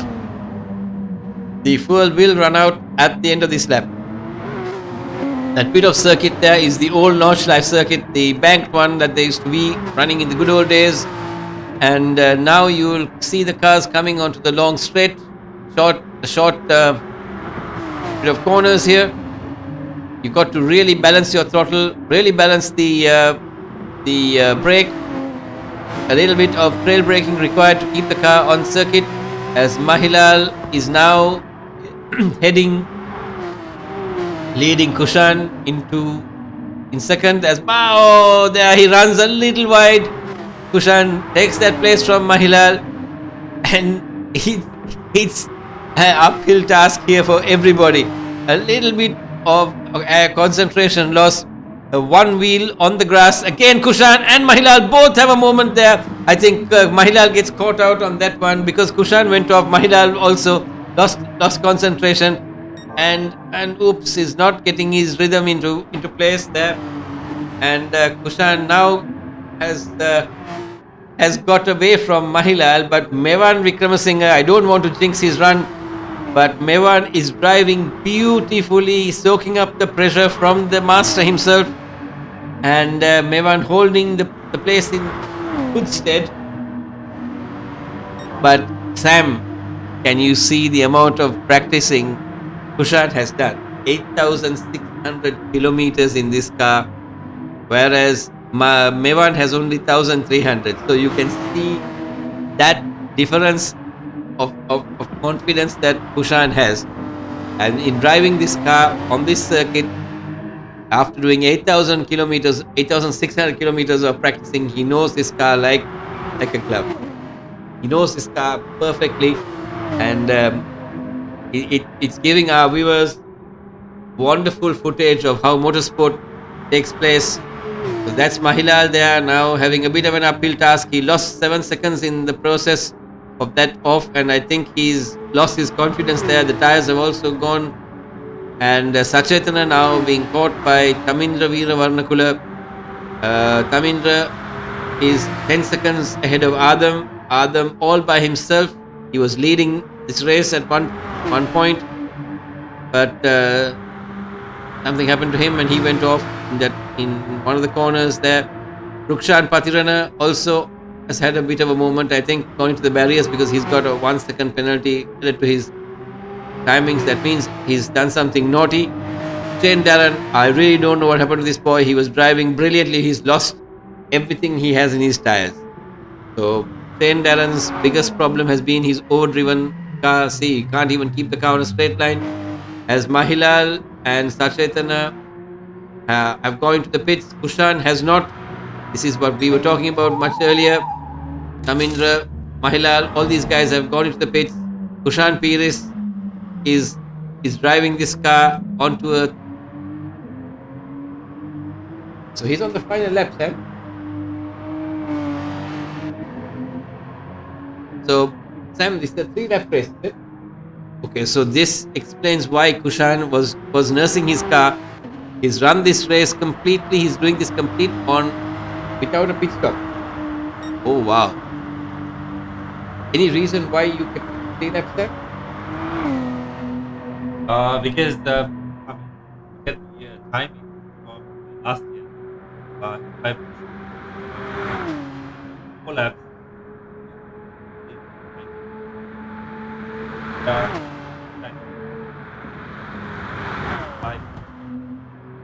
There you have it, Sam, explaining why this has been moved to 3 laps. Maximum time is 25 minutes per race, and that is causing that is giving the drivers enough time to run this race within the 25-minute window. And Kushan Piris now leads the pack. He has timed this brilliantly. He's got his tires in place, and he's saved his fuel. He saved the car, and I think he might be able to make it to the finish. Might be able to make it to the finish is what I say.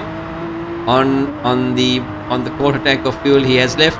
Sachetana is 15 seconds away. He too is on the same strategy of not doing a fuel stop.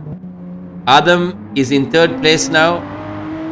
He also has managed to run a similar strategy, and I think this has worked for Adam. Adam's early pit stop has given him the advantage to have clean air, clean tires, and a full load of fuel. He's got good tires. Let's just wish him all the very best. Unfortunately, he's got a hard charging Mevan Vikramasinghe on his tail, and that's not an easy give. We wish Adam all the very best. Sachetana too has come into the sights of Adam and Mevan. So Mevan Vikramasinghe is now on a roll. I'm trying to catch hold of these two guys. Adam needs to make this thing stick because he's second in the championship and he doesn't need to. Oh, that was very close by Adam. Extremely close. He had all 4 wheels pointing in 4 different directions in that corner. And there you see Adam trying his darnest there to get past Sachetana. But there is Mevan Vikramasinghe who just took Adam there when Adam made a mistake and went sideways. Mevan said thank you very much, all on his own, I think. And Mevan now coming up to Sachetana Patirana. Sachetana too is going to come a cropper if he doesn't watch out, because Mevan is on fresh rubber and Sachetana is not. So the pressure that Sachetana is going to have from Mevan is going to be tremendous. Mevan having a very clean car and having far better tires. I don't think Sachetana can brake as late as Mevan can, because Mevan has the benefit of having better rubber. And Adam should just follow Mevan and go through with Mevan into a place up to be on the podium, and that will help Adam to get the much needed points he needs to not let the gap get increased too much to Kushan. So there you see Mevan not really challenging this at the moment, and Adam snaking around behind him. Clearly Mevan having the advantage of tires, because you can see him braking later and accelerating much earlier, which is giving him enough exit speed, but he cannot make it stick because Sachetana is keeping the car well and truly on the circuit. When the car comes to the straight, that's where Mevan will have the advantage over Sachetana. So there you see Sachetana trying his level best to get up there and keep Mevan off the racing line, but Sachetana not giving him that space to really pass him. Brilliant driving by these two guys. They've matured so much that they don't touch each other. They drive beautifully. Sachetana Patirana holding back Mevan Vikramasinghe, and they both go off. They've both gone off there. Mevan Vikramasinghe, what a disaster for Mevan. Mevan had it in the bag there. Tried a little too hard. Sachetana went off there, and in the process, he managed to take Mevan with him. Mevan actually didn't have to go. He got a little excited, and unfortunately for Mevan, that was uncalled for. We'll ride on board with Kushan. Kushan ghosting. Something is wrong here. Kushan is ghosting. Oh, that is extremely unfortunate for Kushan. Kushan has almost run out of fuel. That has not worked in his favor. That is really unfortunate. Kushan has to really get off the gas. He's throttling it out now, but ouch, that's a hard call here. Kushan having lost his fueling, and my heart bleeds for the young man. That is unfortunate. I hope he can make it to the finish. There's a long straight here. I think he can just about make it. This happened to Viren Boteju also in the first race, and that was unfortunate because that doesn't really work. And as I saw Sachetana, other manages to get second place there. Sachetana too has had the same problem. These guys who've gone without a pit stop have run out of fuel. Adam is also on a similar mechanism of running low, but Kushan has managed to keep it the last corner. Oh my god, this is heartbreaking if he doesn't make it now. And he goes into the last turn. Yes, he makes it. Oh, that was close. As Kushan makes it, and Adam makes it into second place as well. Great drive by Adam. Great drive by Sachetana. Unfortunate for Mevan. So close yet so far. Mahilal Piris in third, and Tamindra Veeravarnakula in fourth. Unfortunate for them. That didn't really work. But we wish all these drivers all the very best. But the great thing is they're close. Brilliant driving by all these boys. Saman Pereira, Praveen Peter as well. Great drive by them. Shane Darren, he was so good, and I think he too has done the same thing. He's running very low on fuel, so they've got to fuel save on this one. Crazy race, Sam. Crazy race, but a lovely race. Lots of good driving today as Shane Darren comes along onto that last corner. There he turns in and gets the checkered flag from Sabri Salam, our starter. Rukshan Patirana is now on the long straight. He's got about 2 turns left before he sees Sabri at the start finish line, and hard braking into that corner, right-hander into a slight left and a tight right-hander into the start-finish line again. And there you see Rukshan Patirana just about making it. Saman Pereira, where is our man Saman? Saman has enough fuel there, nothing to worry. He's running beautifully at the end there, and he's managed to overtake his friend Praveen Peter as well. And great stuff. Sam, you were right. 25 minutes is just about what they can do. And as he comes down that long straight now, someone must be smelling the fumes coming as his light starts to blink as well. These guys all getting it right to the wire. Good drive by Saman as well. And Saman now coming down that start finish straight, he's powered it to the max, but he also may have turned the fuel mapping a little bit to make the car save the fuel he has.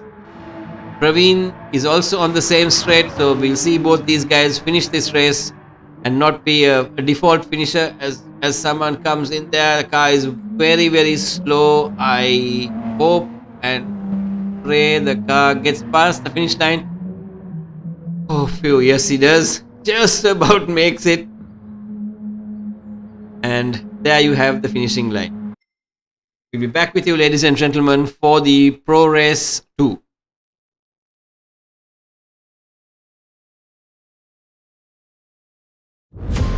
(1934), Phil Falk sets a record at the first Mahagastara hill climb. 1936, Mrs. Gordon Graham, the first female racer to compete in her Austin 65. 1959, Mrs. Monica Collier enters the racing circuit. And now it's the age of digital motorsports. The oldest motorsports club in Sri Lanka with a glorious heritage of 87 years and attuned to shifting times, keeps rubber burning on tarmac, dust spooling on dirt, and quarter miles conquered. Ceylon Motorsports Club, the iconoclast ahead of its time.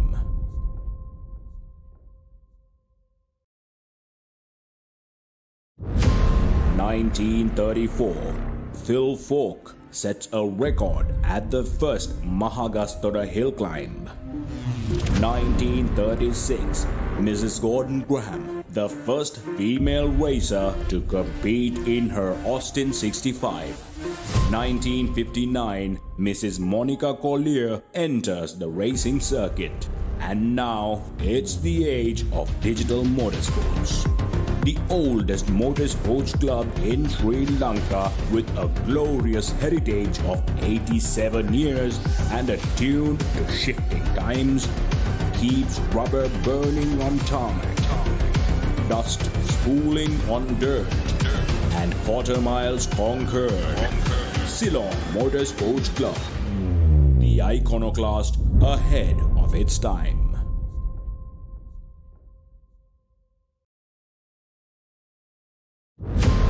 1934, Phil Falk sets a record at the first Mahagastara hill climb. 1936, Mrs. Gordon Graham, the first female racer to compete in her Austin 65. 1959, Mrs. Monica Collier enters the racing circuit. And now it's the age of digital motorsports. The oldest motorsports club in Sri Lanka with a glorious heritage of 87 years and attuned to shifting times, keeps rubber burning on tarmac, dust spooling on dirt, and quarter miles conquered. Ceylon Motorsports Club, the iconoclast ahead of its time.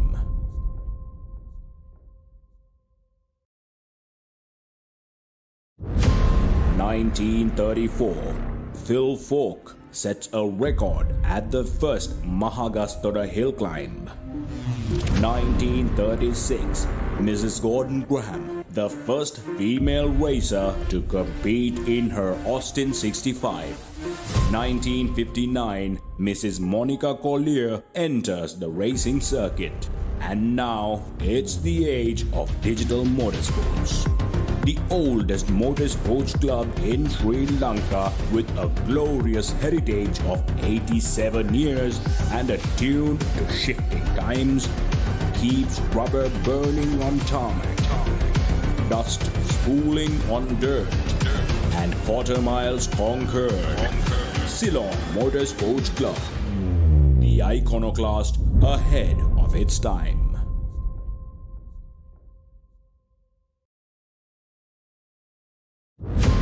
1934, Phil Falk sets a record at the first Mahagastara hill climb. 1936, Mrs. Gordon Graham, the first female racer to compete in her Austin 65. 1959, Mrs. Monica Collier enters the racing circuit.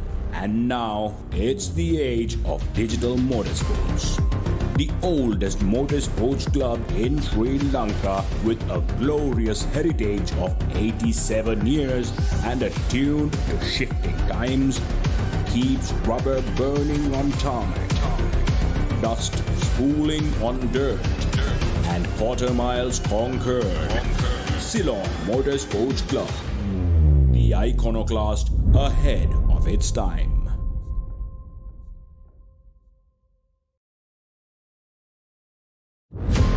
(1934), Phil Falk sets a record at the first Mahagastara hill climb. 1936, Mrs. Gordon Graham, the first female racer to compete in her Austin 65. 1959, Mrs. Monica Collier enters the racing circuit. And now it's the age of digital motorsports. The oldest motorsports club in Sri Lanka with a glorious heritage of 87 years and attuned to shifting times keeps rubber burning on tarmac, dust spooling on dirt, and quarter miles conquered. Ceylon Motorsports Club, the iconoclast ahead of its time.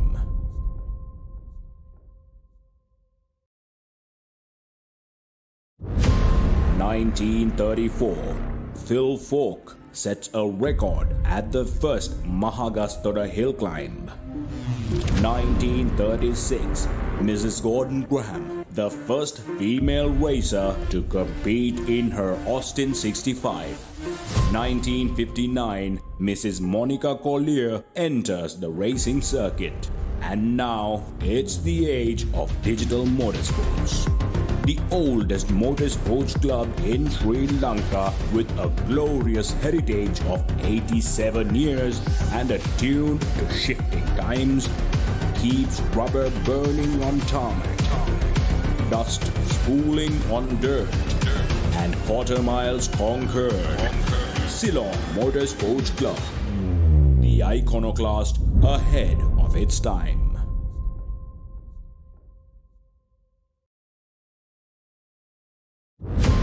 1934, Phil Falk sets a record at the first Mahagastara hill climb. 1936, Mrs. Gordon Graham, the first female racer to compete in her Austin 65. 1959, Mrs. Monica Collier enters the racing circuit. And now it's the age of digital motorsports. The oldest motorsports club in Sri Lanka with a glorious heritage of 87 years and attuned to shifting times keeps rubber burning on tarmac, dust spooling on dirt, and rubber burning on tarmac, dust spooling on dirt, and quarter miles conquered. Ceylon Motorsports Club, the iconoclast ahead of its time.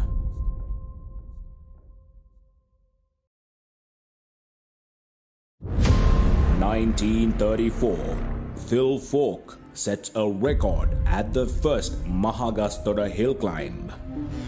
1936, Mrs. Gordon Graham, the first female racer to compete in her Austin 65. 1959, Mrs. Monica Collier enters the racing circuit. And now it's the age of digital motorsports. The oldest motorsports club in Sri Lanka with a glorious heritage of 87 years and attuned to shifting times keeps rubber burning on tarmac, dust spooling on dirt, and quarter miles conquered. Ceylon Motorsports Club, the iconoclast ahead of its time.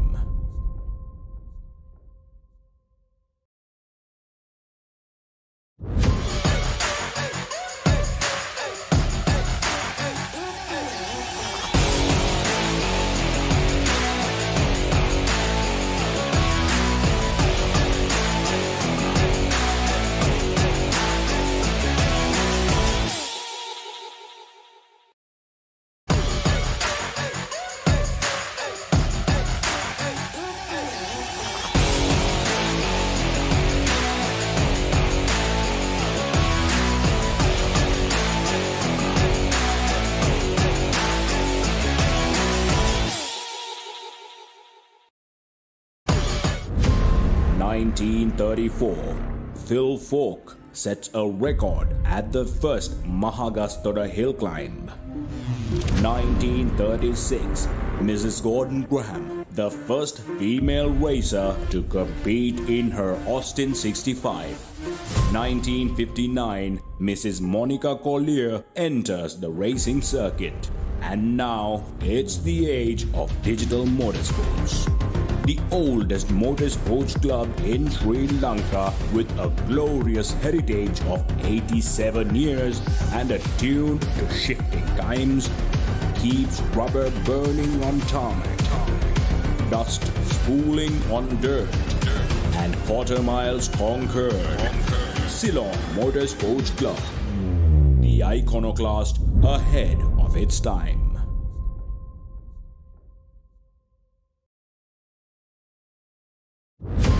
In 1934, Phil Falk sets a record at the first Mahagastara hill climb. 1936, Mrs. Gordon Graham, the first female racer to compete in her Austin 65. 1959, Mrs. Monica Collier enters the racing circuit. And now it's the age of digital motorsports. The oldest motorsports club in Sri Lanka with a glorious heritage of 87 years and attuned to shifting times keeps rubber burning on tarmac, dust spooling on dirt, and quarter miles conquered. Ceylon Motorsports Club, the iconoclast ahead of its time.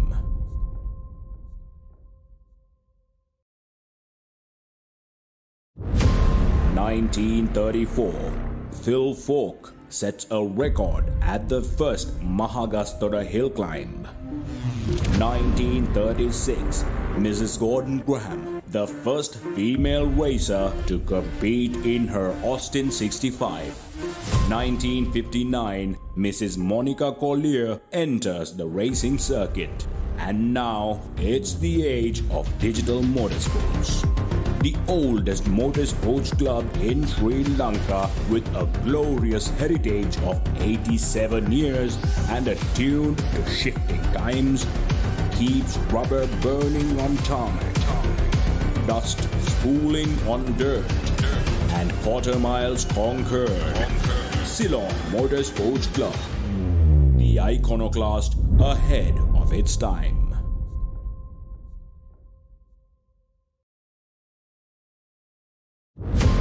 1934, Phil Falk sets a record at the first Mahagastara hill climb.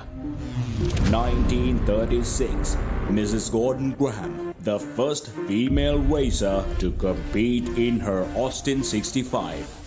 1959, Mrs. Monica Collier enters the racing circuit. And now it's the age of digital motorsports. The oldest motorsports club in Sri Lanka with a glorious heritage of 87 years and attuned to shifting times keeps rubber burning on tarmac, dust spooling on dirt, and quarter miles conquered. Ceylon Motorsports Club, the iconoclast ahead of its time.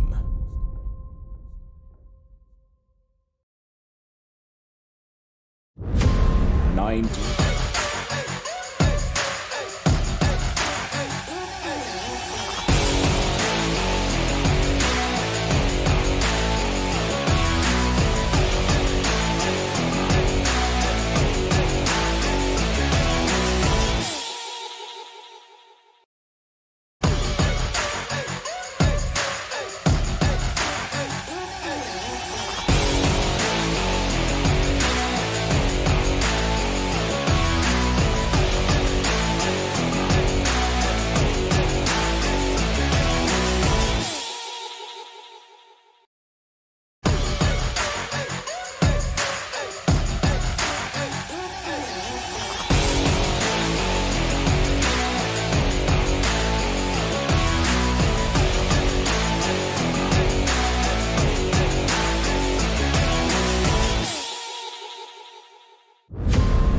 1934, Phil Falk sets a record at the first Mahagastara hill climb. 1936, Mrs. Gordon Graham, the first female racer to compete in her Austin 65. 1959, Mrs. Monica Collier enters the racing circuit. And now it's the age of digital motorsports. The oldest motorsports club in Sri Lanka with a glorious heritage of 87 years and attuned to shifting times keeps rubber burning on tarmac, dust spooling on dirt, and quarter miles conquered. Ceylon Motorsports Club, the iconoclast ahead of its time.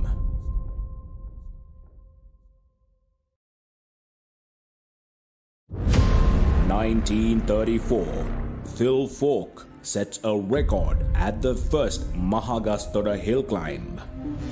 1936, Mrs. Gordon Graham, the first female racer to compete in her Austin 65.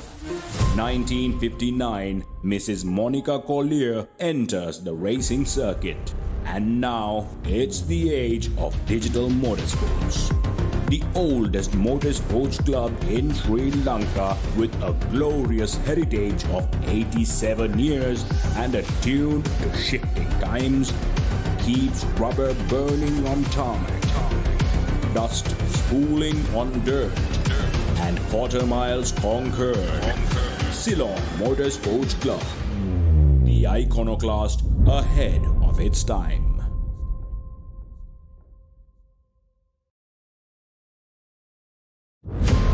1934, Phil Falk sets a record at the first Mahagastara hill climb. 1936, Mrs. Gordon Graham, the first female racer to compete in her Austin 65. 1959, Mrs. Monica Collier enters the racing circuit. And now it's the age of digital motorsports.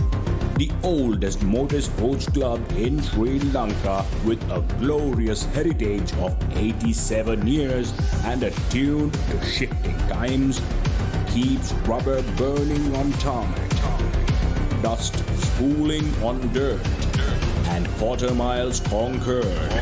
Ceylon Motorsports Club, the iconoclast ahead of its time.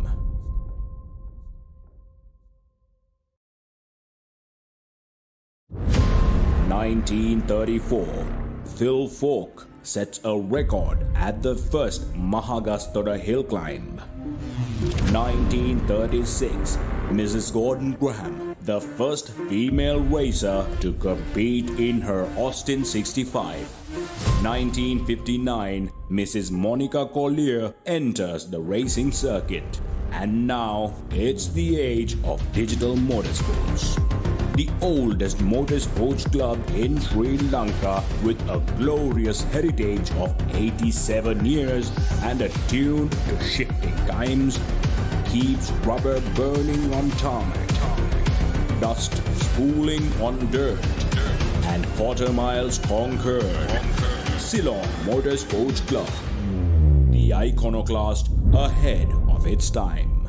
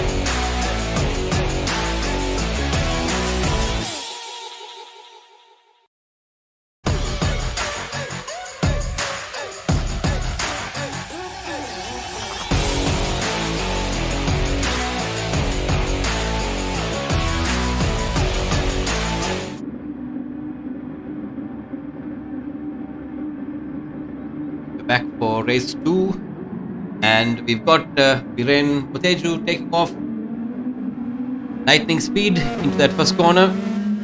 They're right on board with Kevin, Mevan, and there's a whole bunch of cars there as the boys from the back on the reverse grid are now trying to make up places.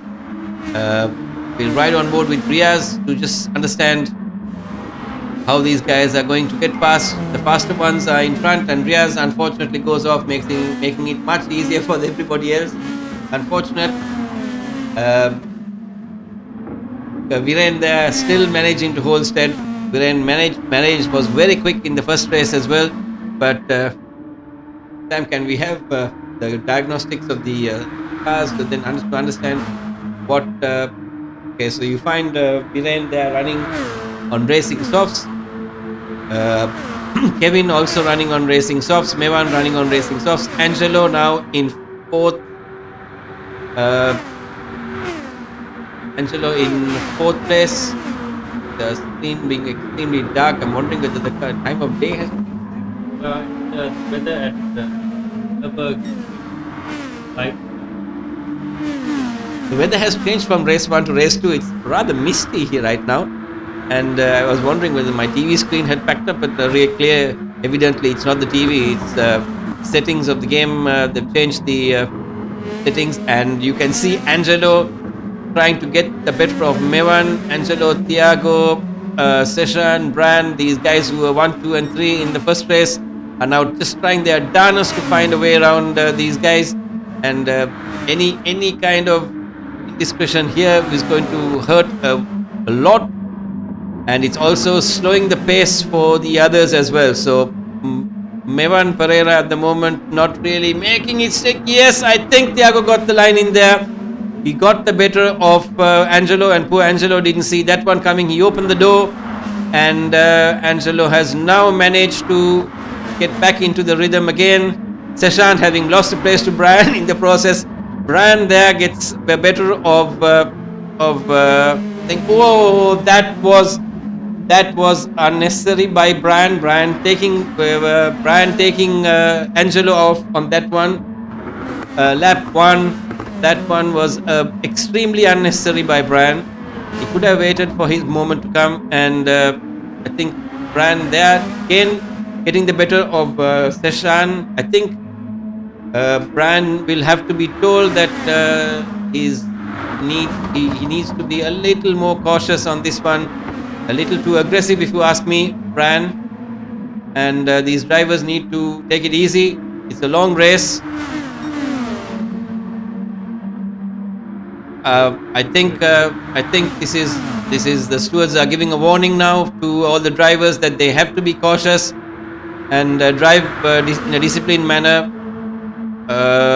It was a little too hard there, and there you go. There's too much of contact, far too much of contact, and I can see drivers getting thrown out in the process. Unfortunately, Deshan is still trying very hard to get past. I think they've got past. No, they haven't got past him as yet. Angelo is now in 5th, Mevan in 6th, Thiago in 7th. Thiago also has a moment there in the wall. Mevan trying his best now to keep up. I mean, he slowed the entire pack there, and the person who lost out in this is Thiago. He was at the front, and now he's lost all the placing there. Angelo in 5th, Brian in 4th, Seshan in 3rd. So there you see, and Seshan is now on Kevin's tail. Kevin again. These guys were really slow in race 1. They've got the reverse grid in place. The car is bumpy or what, I don't know. Oops, Seshan gave him a small tap, but didn't take the place. And very clean from Seshan at that point. Brian, I think Seshan made a mistake, or was it Kevin making a mistake? Not too sure. Kevin is extremely twitchy in that car. He's not at all comfortable. He's not driving that car to its maximum potential. Viren in the process has managed to pull away, not significantly, but not really making it stick. So the great thing here is that that the drivers are all on track. There's nobody who's really glitched out. Thiago has not made any impression on the drivers in front of him. I think he's had another moment and gone off in some way or form. He's catching Mevan, but the gap is way too much now, and he's got a lot of catching up to do with this one. The drivers in front there, I think Seshan has still not managed to get past Kevin. Kevin is still blocking beautifully, keeping that car in place. That allows the brother Brian to get the better of him. I think Seshan has managed it. Kevin moving across there, not the ideal way to do this, but Brian is in the right place at the right time. I think the corner is to the left, if I'm not mistaken. Yes, it is, and he's managed to overtake 2 places in one go in that moment. Seshan also going along. I hope Kevin gives him the adequate space. Yes, he does, and there is no chance there for Kevin being sandwiched by the elder brother and Seshan, the 2 championship contenders here. Thiago has got around Mevan, but it's a bit too late now. He's got a lot of work to do on his hands. The car's snaking around. He's got 3.5 seconds to make on Angelo before he catches or back catches Kevin. So there's a lot of work that has to be done in that process here. Thiago having a moment in the wall there, quick but not quick enough. There's Angelo who's at the moment in 5th place. Strategy will play a crucial role here, as Kevin Pereira is struggling in that car. He's not at all comfortable. I don't think he's got the rhythm that he could. Brian has managed to overtake Seshan, and that was again good driving on Brian's part, but there's a long way to go. The gap, these 2 drivers, extremely clean, extremely hard fought there. Seshan is the little child of 11 years old, but he drives like an adult. Very, very clean driver. I have to say, he does a brilliant run on anybody who takes part with. Brian Pereira not being able to get away from Seshan on this one. Seshan hanging on to Brian.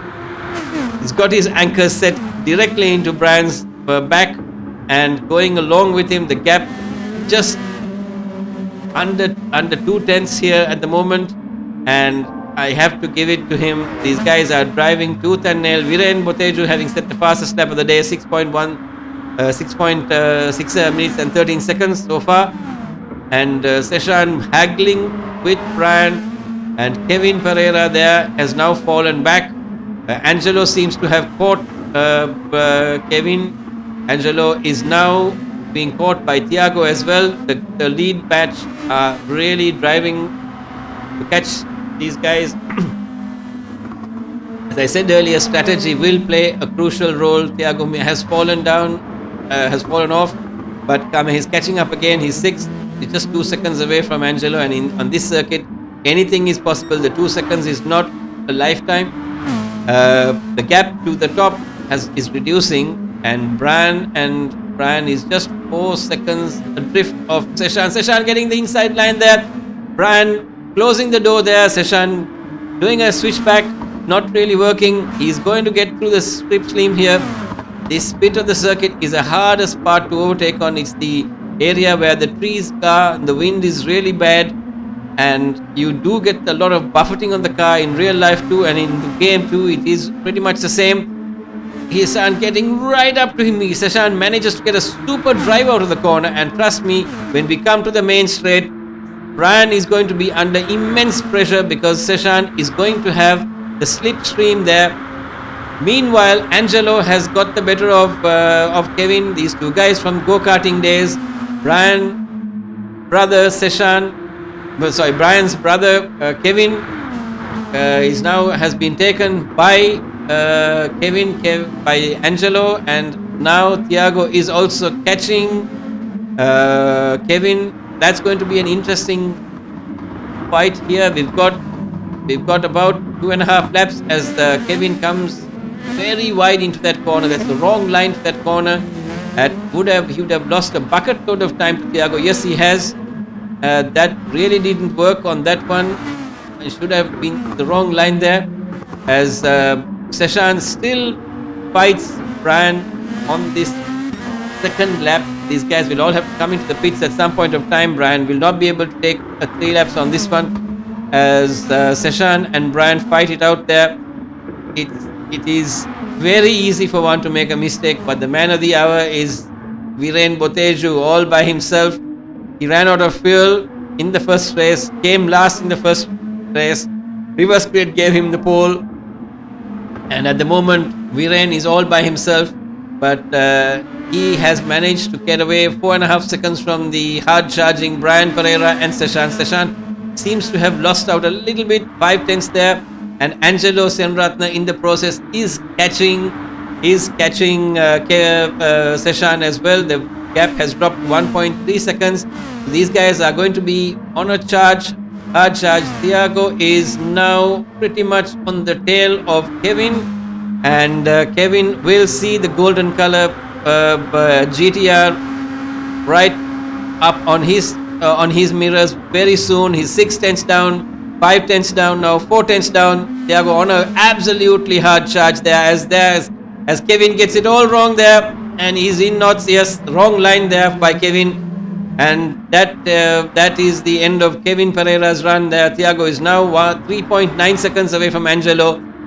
It's a hard charge for him as well, as Seshan Gunasekara is still trying his level best to get the better of these guys. This circuit, before the race started, the drivers were complaining that overtaking is going to be tough. Let's ride on board with Seshan. This is where the boy steps out from the slipstream. He's going to go, and he's perfectly lined his car because the corner is to the left. Brian trying to lean into Seshan. That's not going to work. Brian, don't try that. Yes, unnecessary bumping on Brian's part. This is not the way to go. Keep it clean, and that is unnecessary. Both these guys are going to come into the pits. Let's see who out of this lot is going to come out earlier.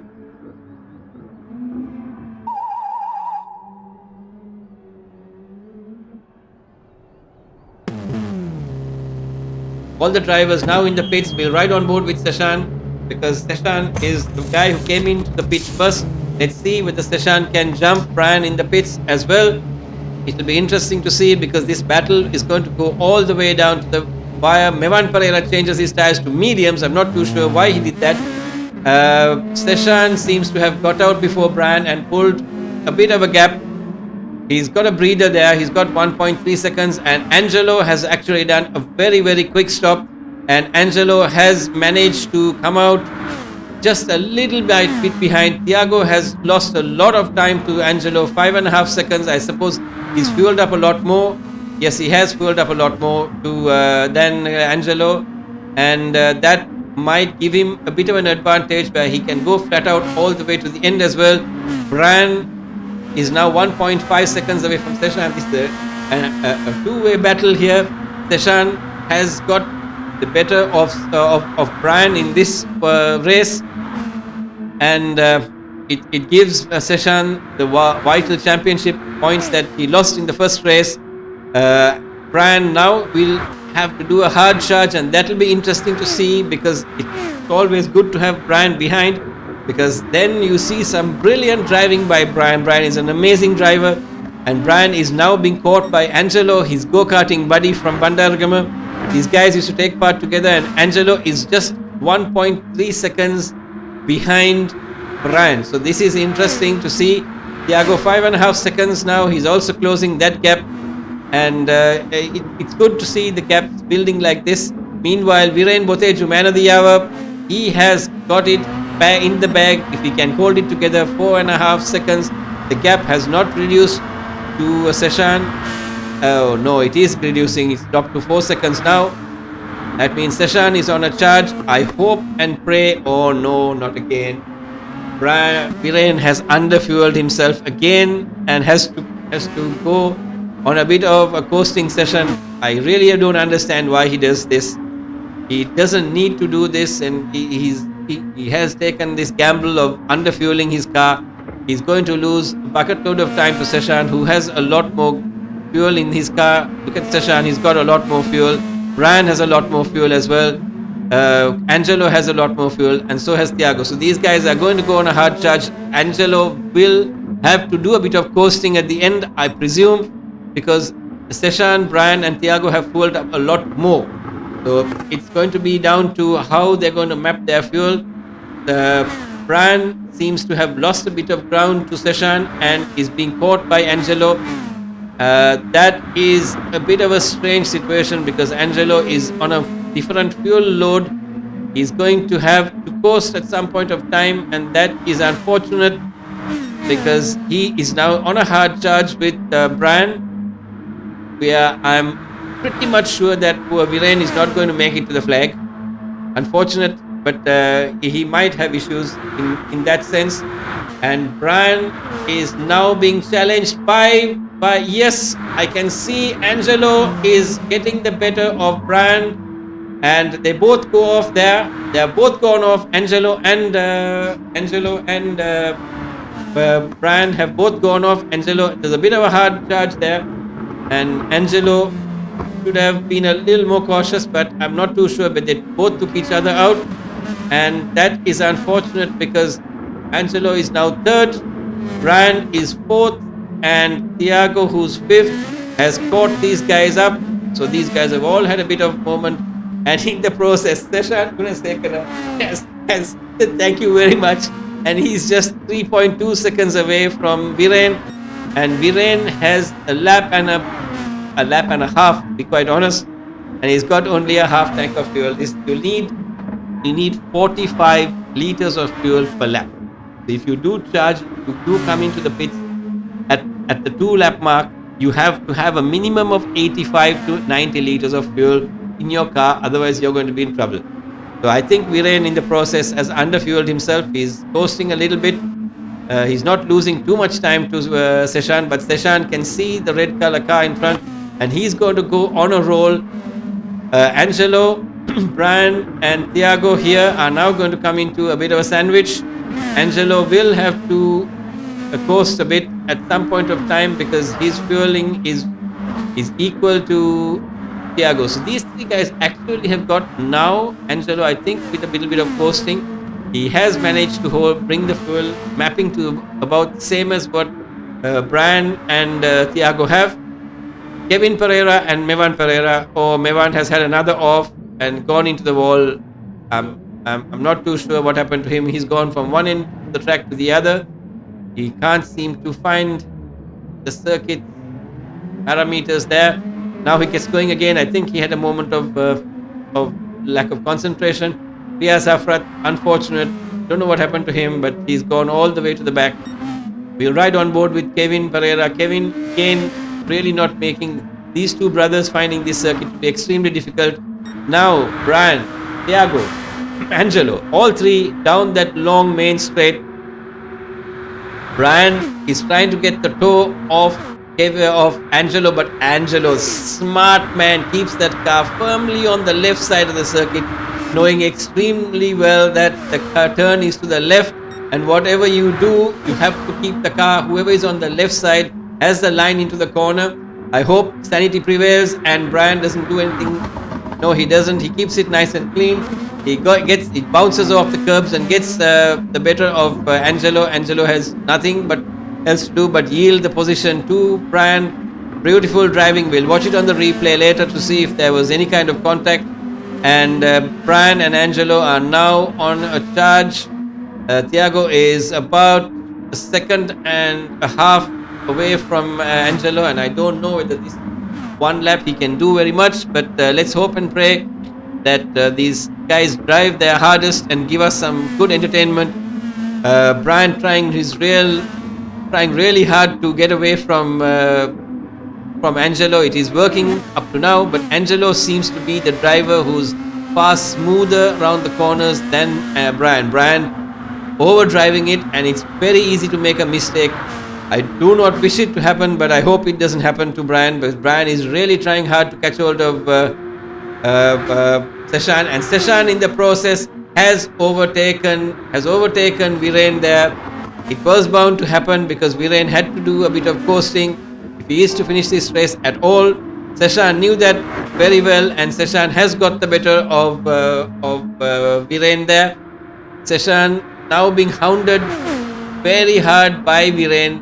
Viren is a brilliant driver, and it will give Seshan also a lot of experience to drive with the likes of Viren Boteju. Perfect lining there by Seshan, in spite of the fact that he has got Viren behind. He took the racing line as opposed to defending the line there. He took it wide there. If I were him, I would have been a little worried, thinking that Viren will come down the inside, but he was so confident of his speed through the exit that he kept it off the racing line and got the drive out of the corner beautifully. And look at it, 1.2 seconds gap now. Brian Pereira, where is he? Brian is there, and Brian has gained a lot on Angelo, but Angelo seems to have lost a bucket load of time. Thiago, this will be interesting to see, because when the long straight comes in, there's going to be a hard fought battle for fourth place by Thiago and Angelo. So that's interesting to see. Viren Boteju, I hope and pray Viren manages to hold on, because Viren has lost 2.5 seconds and is losing time to Brian now. Down to 3.9. The fuel is going to come on by the time he gets that main straight, and that's exactly what happened the last time as well. It will be unfortunate if we see Viren making a bit of a blunder on this one, because Viren has to make sure that he completes this race in the points. And Brian is there. He can see the red car. Thiago can see the cake factory car in front of him, and Angelo can see the gold color GTR on his tail as well.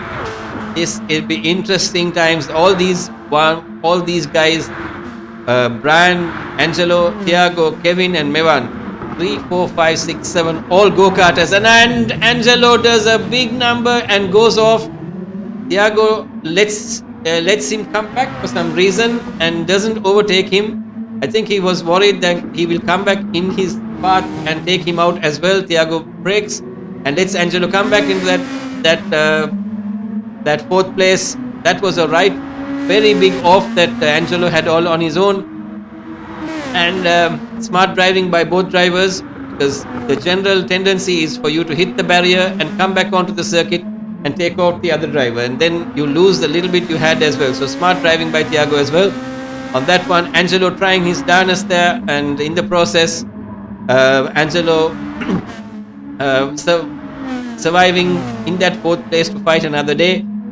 Brian meanwhile has caught hold of Viren. Viren is now going to be seeing Brian in his sights, and that is an interesting drive by Viren.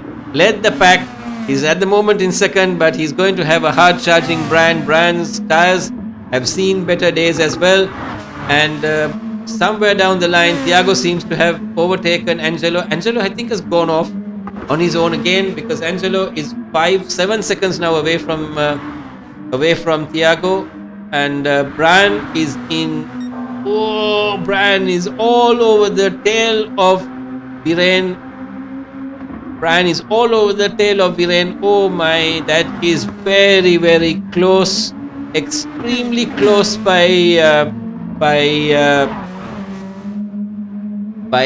extremely close by Brian. I'm very, very surprised if Brian manages to get past him. He should have got past him. Where is Seshan? Seshan is on the main straight.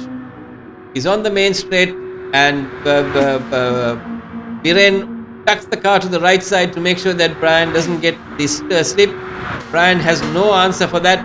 Brian has no answer. Brian should have been able to get the better of Viren in this long straight. Viren is a smart driver. He has kept enough of sunlight between himself and Brian. Brian 5 seconds ahead of Thiago now, and Viren now managing to keep that car beautifully in line just before the pit entrance, slows Brian to an immense speed, and Viren Boteju comes in second. Seshan Gunasekara, our winner. I'm sorry we didn't show Seshan take the checkered flag, but Seshan, our winner. Biren is second, Brian is third, Tiago is fourth, Angelo Senratna. Where is Angelo? Angelo now comes across the start finish line. Nice racing. There are a couple of incidents that the stewards are going to look into on this one. Kevin Pereira in sixth is a bit further behind and gets the checkered flag from Sabri Salam, our starter for the day, and gets the flag from Sabri. There you see Sabri standing and waving the flag there. And Riaz Hafrat is in 7th place, a bit far down, but yet for all, he is there on the long straight. His fuel is also quite low and will be running on fumes. I presume is a long straight there into that downhill, uphill right-hander into a left-hander now, and then a hard braking right-hander into a left-hander now, and into the right-hander. After that is the start-finish straight, and there you see Riaz Hafrat getting the checkered flag, and I presume that will be the end of it. No, Mevan is within the time limit and will be a finisher, declared a finisher as well.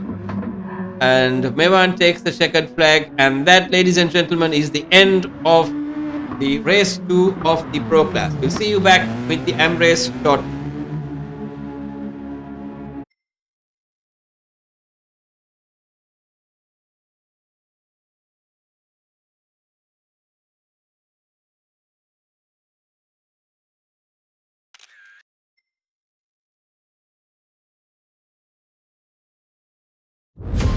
(1934), Phil Falk sets a record at the first Mahagastora hill climb.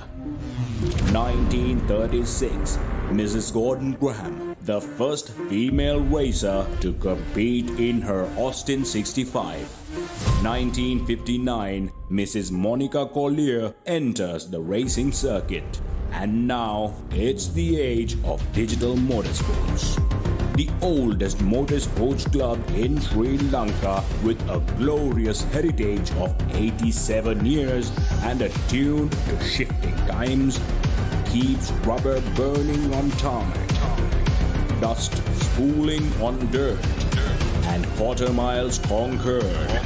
Ceylon Motorsports Club, the iconoclast ahead of its time.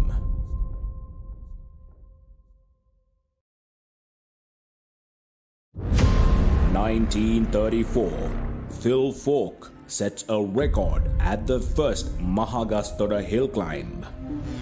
1936, Mrs. Gordon Graham, the first female racer to compete in her Austin 65.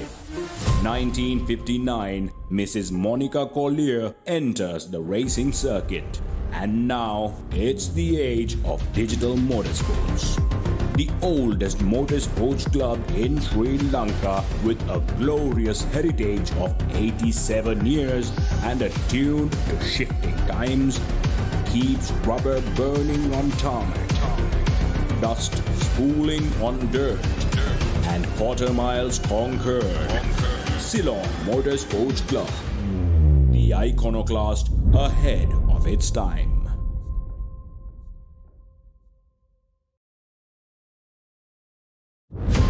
1934, Phil Falk sets a record at the first Mahagastora hill climb. 1936, Mrs. Gordon Graham, the first female racer to compete in her Austin 65. 1959, Mrs. Monica Collier enters the racing circuit. And now it's the age of digital motorsports. The oldest motorsports club in Sri Lanka with a glorious heritage of 87 years and attuned to shifting times keeps rubber burning on tarmac, dust spooling on dirt, and quarter miles conquered. Ceylon Motorsports Club, the iconoclast ahead of its time.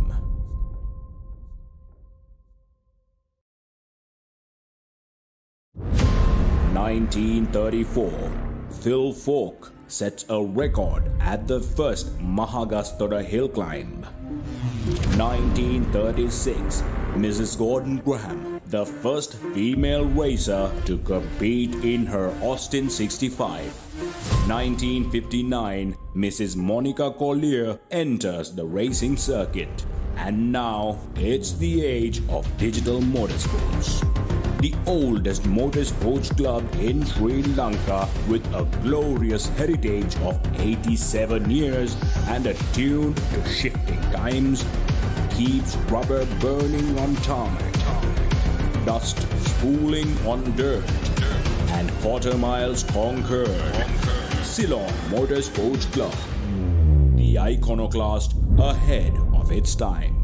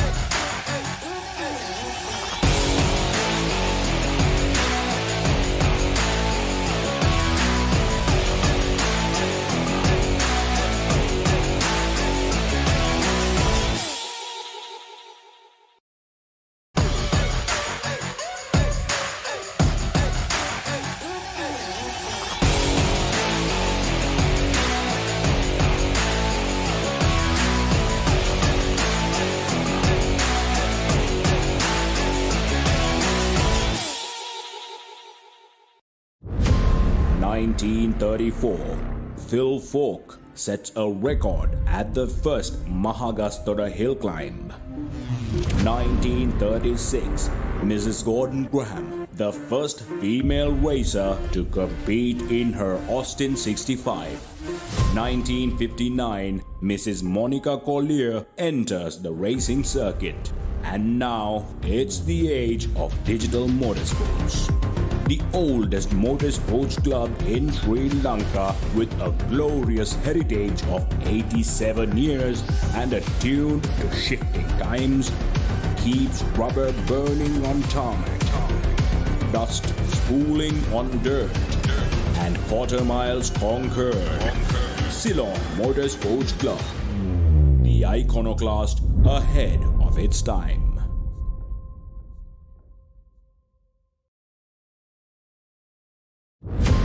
In 1934, Phil Falk sets a record at the first Mahagastara hill climb. 1936, Mrs. Gordon Graham, the first female racer to compete in her Austin 65. 1959, Mrs. Monica Collier enters the racing circuit. And now it's the age of digital motorsports. The oldest motorsports club in Sri Lanka with a glorious heritage of 87 years and attuned to shifting times keeps rubber burning on tarmac, dust spooling on dirt, and quarter miles conquered. Ceylon Motorsports Club, the iconoclast ahead of its time.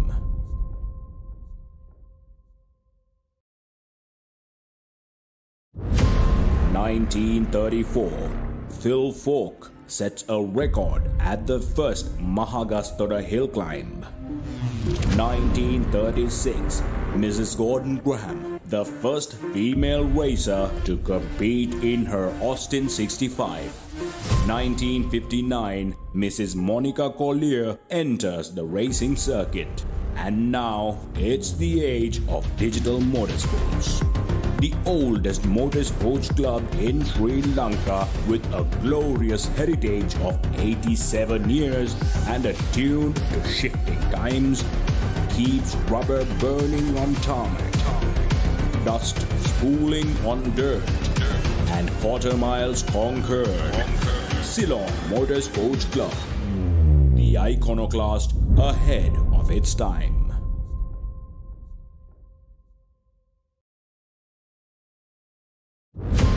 1934, Phil Falk sets a record at the first Mahagastora hill climb. 1936, Mrs. Gordon Graham, the first female racer to compete in her Austin 65. 1959, Mrs. Monica Collier enters the racing circuit. And now it's the age of digital motorsports. The oldest motorsports club in Sri Lanka with a glorious heritage of 87 years and attuned to shifting times keeps rubber burning on tarmac, dust spooling on dirt, and quarter miles conquered. Ceylon Motorsports Club, the iconoclast ahead of its time.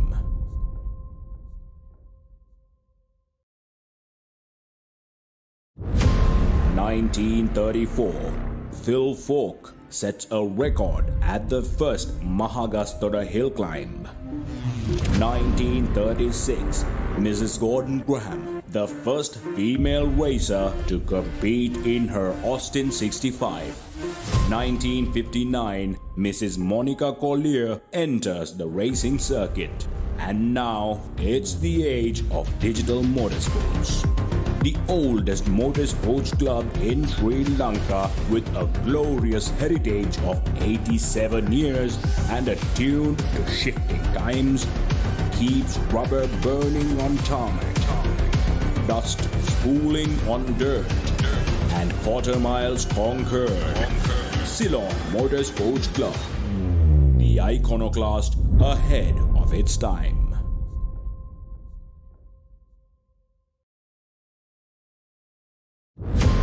1934, Phil Falk sets a record at the first Mahagastora hill climb. 1936, Mrs. Gordon Graham, the first female racer to compete in her Austin 65. 1959, Mrs. Monica Collier enters the racing circuit. And now it's the age of digital motorsports. The oldest motorsports club in Sri Lanka with a glorious heritage of 87 years and attuned to shifting times keeps rubber burning on tarmac, dust spooling on dirt, and quarter miles conquered. Ceylon Motorsports Club, the iconoclast ahead of its time.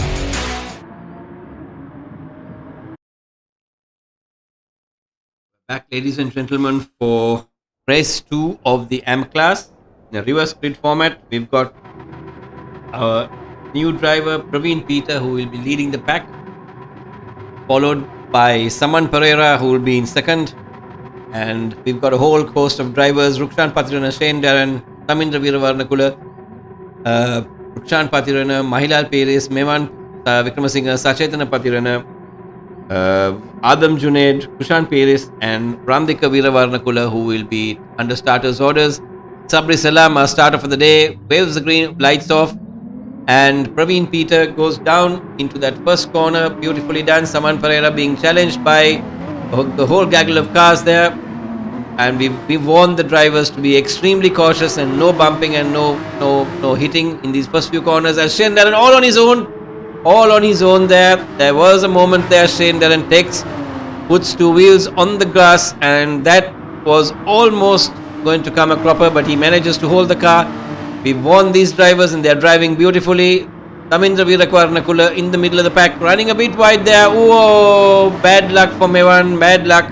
That was all on his own. That was an incident. That was all which could have been avoided. Adam and Kushan are fighting up the grid. I want to warn these drivers that they need to be cautious. Adam and Kushan, they are the championship contenders. They need to drive cautiously. Beautiful driving by these guys, but again a little on the aggressive side. They're coming up now to catch Rukshan Patirana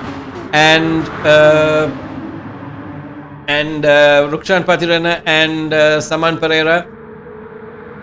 They need to drive cautiously. They are driving a little bit of argy-bargy in this whole process. Unfortunately, one of the drivers has gone off. Saman Pereira goes off as well. This is a tough one, as Kushan Piris has got the better of Adam. Adam has had a moment and he's got a penalty as well of 2 seconds. We will be watching the first few corners in this on this race. We will be watching them, and it's going to have quite a bit of an effect on them. We will make sure that we watch these drivers. Shane Darren, unfortunate there. Shane Darren takes out Kushan Piris. It was a moment that he could have been avoided. But in my opinion, I'm not too sure whether that was intentional or not. The stewards will look into it. Shane gets 4 wheels off onto the grass, comes across and takes out Kushan. In my opinion, it will be looked at, but it looked like it wasn't intentional. But anyway, Kushan will come back fighting on this one. Mevan Vikramasinghe, all these guys have had an off in this first lap. I'm not too sure why on earth they cannot take it easy. And in the process, Praveen Peter, our man, the guy, the newcomer, leads the boys all the way. He's got a 4.5 second gap. The pressure that Praveen Peter is not having is exactly what Shane Darren, Adam Junaid, Kushan Piris and Mevan Vikramasinghe are having, because they are trying to fight up the order. And Praveen Peter is driving a calm, collected race all by himself. The gap is going up and down because Shane Darren is trying to catch hold of Praveen, but trust me, all it takes is for these guys to make one tiny error, and in that process they are going to have cars running all over the countryside. So there you see Kushan, unfortunate for him, he got taken out by Shane Darren.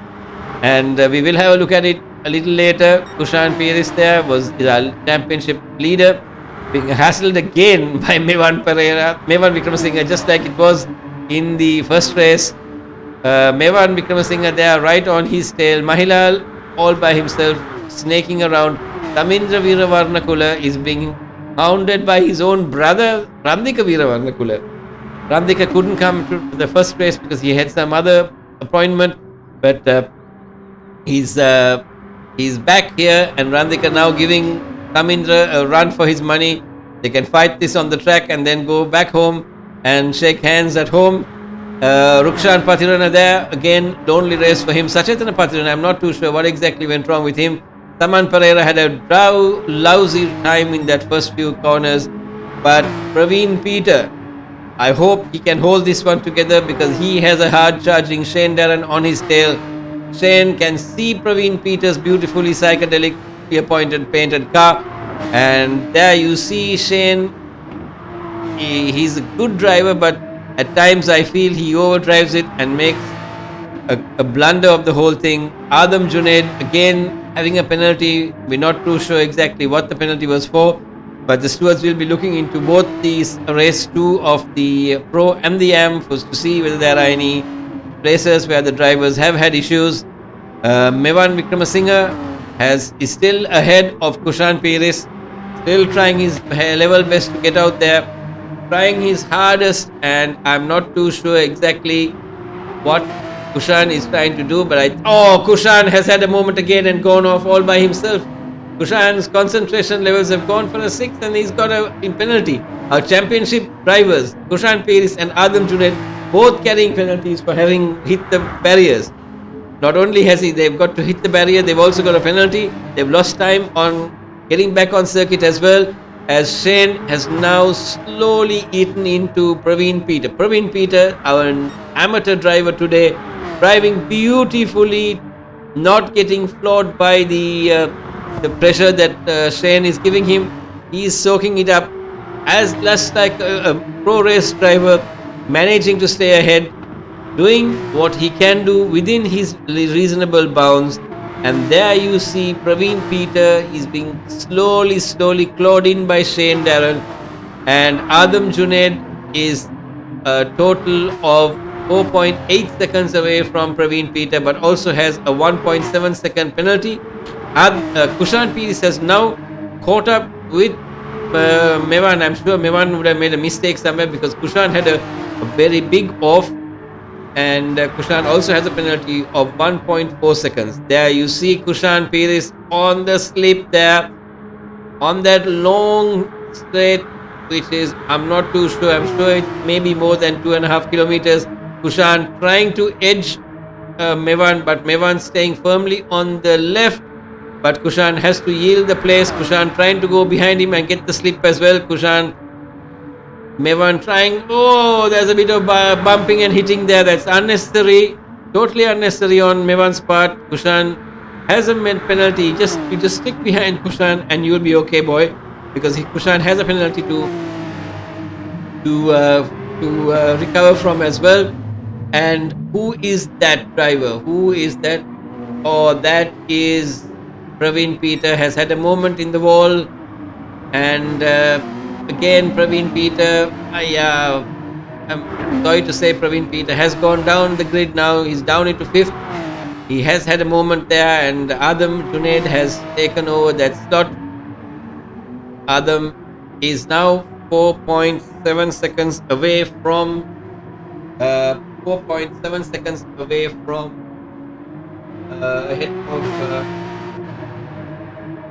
ahead of Sender.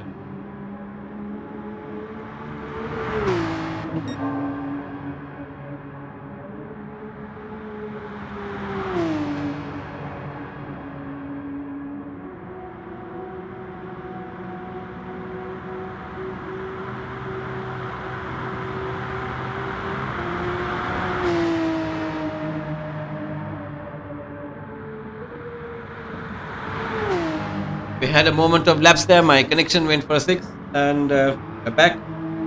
And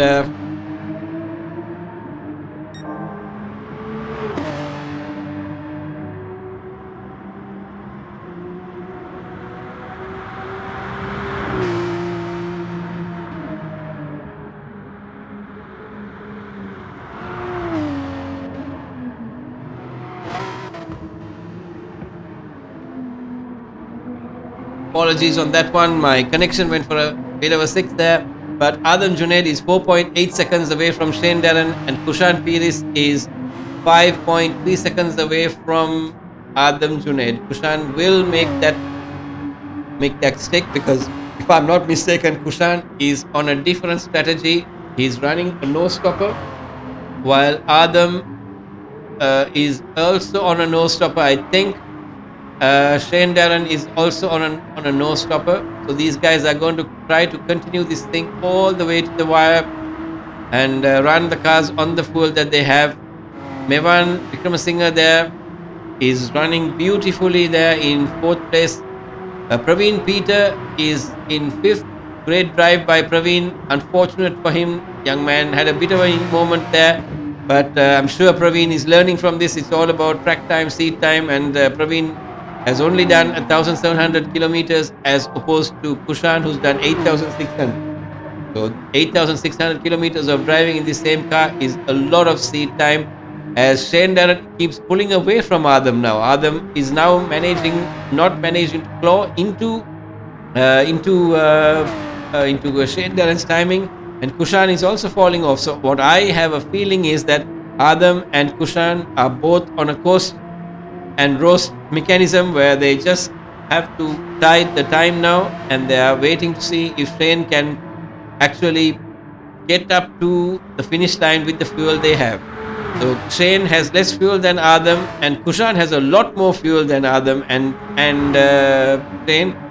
Mahilal is now Mevan is still in fourth. Mahilal is in fifth. Is just ahead of Peter. Praveen Peter is in sixth place, and Rukshan has managed to get away from his brother Randika.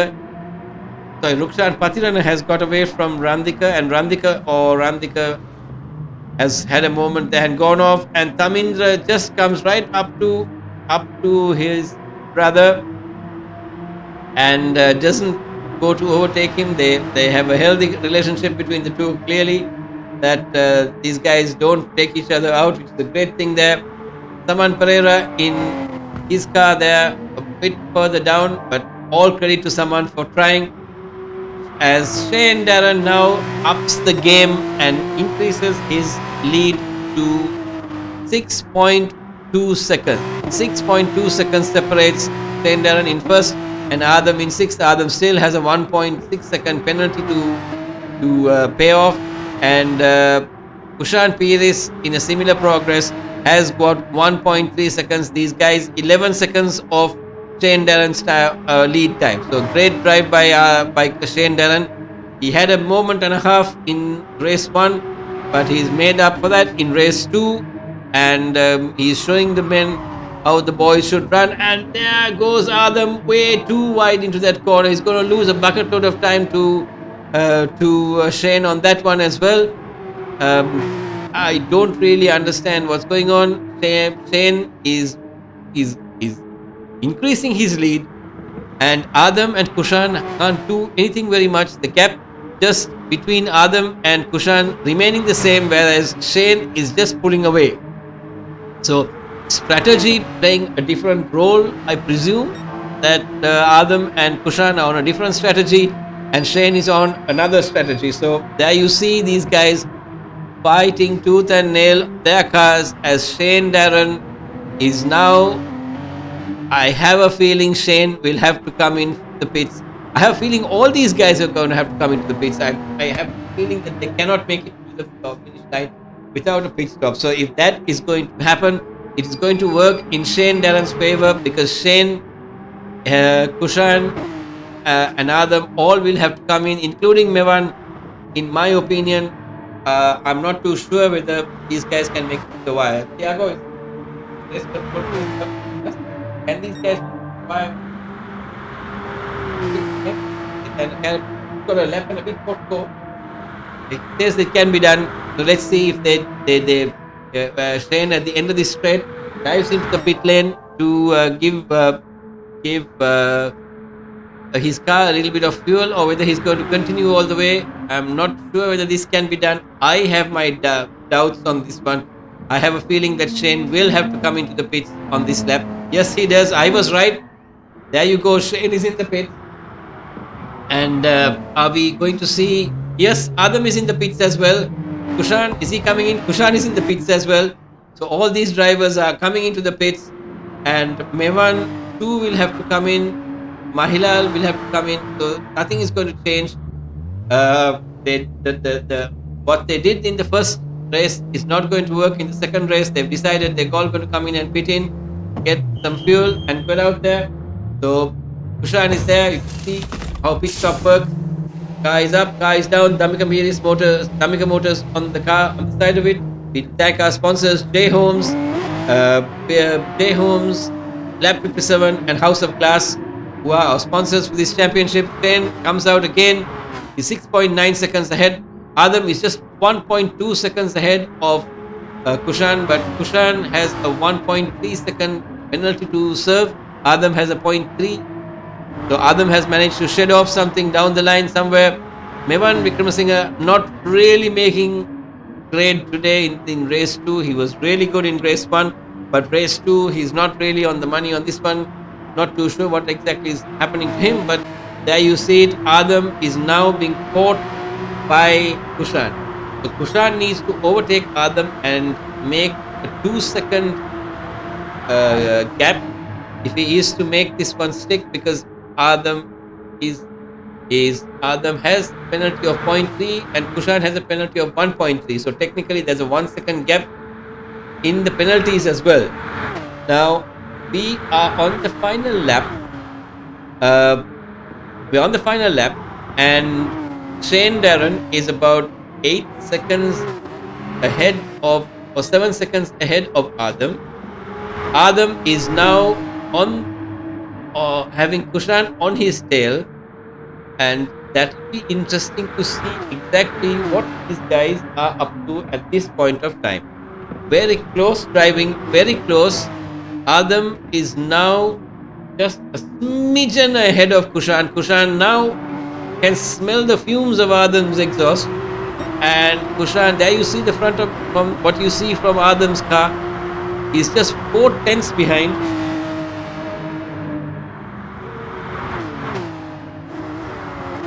He's right on Adam's tail. It is just Kushan and these two guys have a legendary ding dong battle right from the championship. Kushan has a lot more fuel than Adam, but it's not very. It's very small, Sam. It's not really going to make that much of a cut between these two, as Kushan has to overtake him and pull a 1 second lead in the least. Because at the moment, if these two guys finish the way they are, there's a 1 second there. Right? So they've got to really figure this one out. Meanwhile, Shane Darren is posting. He's now smells. You can see Sabri Salam and standing on that podium. You can see him very soon as Kushan is trying everything in the book to get parallel with Adam. I think he's got the better of Adam. Yes, he has. Adam kept the door open. The difficulty is for all these drivers to memorize the circuit, to know which side of the circuit, which side of the corner they should be on, to make sure the other guy doesn't overtake him. But there you see this whole process taking place, and Kushan not pulling away from Adam. Adam trying again. Brilliant driving from these two guys. All the battle all the way. There are no other battles brewing on this bit. So I will stick back with Adam and Kushan. There's our leader Shane Darren, 7.9 seconds away, as Kushan is ahead of Adam. Kushan needs to pull more than a second and a half on Adam to make this one stick all the way, as Shane Darren sets the fastest lap of 6 minutes 58 seconds 980. Credit to him, 2 extra points will come to him if he can make this one stick all the way. And as we find Kushan hounding the car side to side, making it work for him, but unfortunately he cannot pull away from little Adam, who's just sticking to his guns on Kushan's tail. Kushan trying his level best to shed that penalty, but unfortunately a bit too late. A bit too late for Kushan, as Kushan needs to seriously lift off, and as soon as he does that, Adam is going to take him, because the car, Kushan having a moment there, and Adam making sure that he stays well in the slipstream of Kushan, that whatever happens, Kushan is going to have to slow down and yield that penalty, and so does Adam, but Adam's penalty is only 0.2 of a second, whereas Kushan's is 1.2 seconds. So that's a bit of a uphill battle for these two guys. The gap being so close that yielding a penalty now is going to be virtually disaster for either party. Adam will have to yield that bit, and Adam has lost a bit of momentum there. The gap is 9/10 of a second. Still not enough for Kushan. Kushan needs to get up to about 1.5 to make it work, and he needs to lose that as well, because if you do not lose it, even if you have 2/10, the game will calculate it as 1 full second, and Kushan loses it there. That's the end of Kushan. Kushan loses it, and hits the barrier. He's going to come out there. He's lost his penalty, but he's now 7 seconds behind Adam. That was unfortunate. It was on his own as Shane Darren now comes down the long main straight. Great drive by Shane Darren. 8.3. First time on the podium. Amazing drive. He's been knocking on the podium many times. Unfortunately for him, he's always had some kind of an incident. And this time he shows the drivers how it should be done. Beautifully careers that car on the grass. Gets it nicely into that left-hander, into that little right-hander now. And there you see Shane Darren winning this second race, getting the checkered flag. Adam Junaid now coming on, loses the penalty just before the start-finish straight, and he gets the second slot. He just about makes it. I think he ran out of fuel there. Yes, and Kushan Piris now gets third place. Unfortunately for Kushan there. Mevan Vikramasinghe just about makes it right behind Kushan. Mahilal Piris. Mahilal now on a roll. He comes into that corner, passing the Bilstein Shocks billboard into that left-hander. Nicely gets the car sideways into that hard turn over right, and that little kink of the left, and then to the hard right-hander again, which is a start-finish. There you see Mevan Vikramasinghe getting the checkered flag. Mahilal a bit of a mile away from Sachetan. I'm sorry, Sachetan a bit of a mile away from Mahilal. He's 1 minute 24 seconds behind the lead driver. That's quite far. He also has to go slow because he's got a penalty as well. He has to stop at some point, otherwise he's going to carry the penalty. He slows down. Oh, he carried the penalty all the way, and that he will have a penalty of 1 second. And Tamindra Veeravardhana doing very well in 7th, Praveen Peter in 8th, Rukshan Patirana in 9th, Randika in 10th, and Saman Pereira in 11th. Ladies and gentlemen, that comes to a close. All our racing for the day. We will catch up with you for round 7. Take care and goodbye.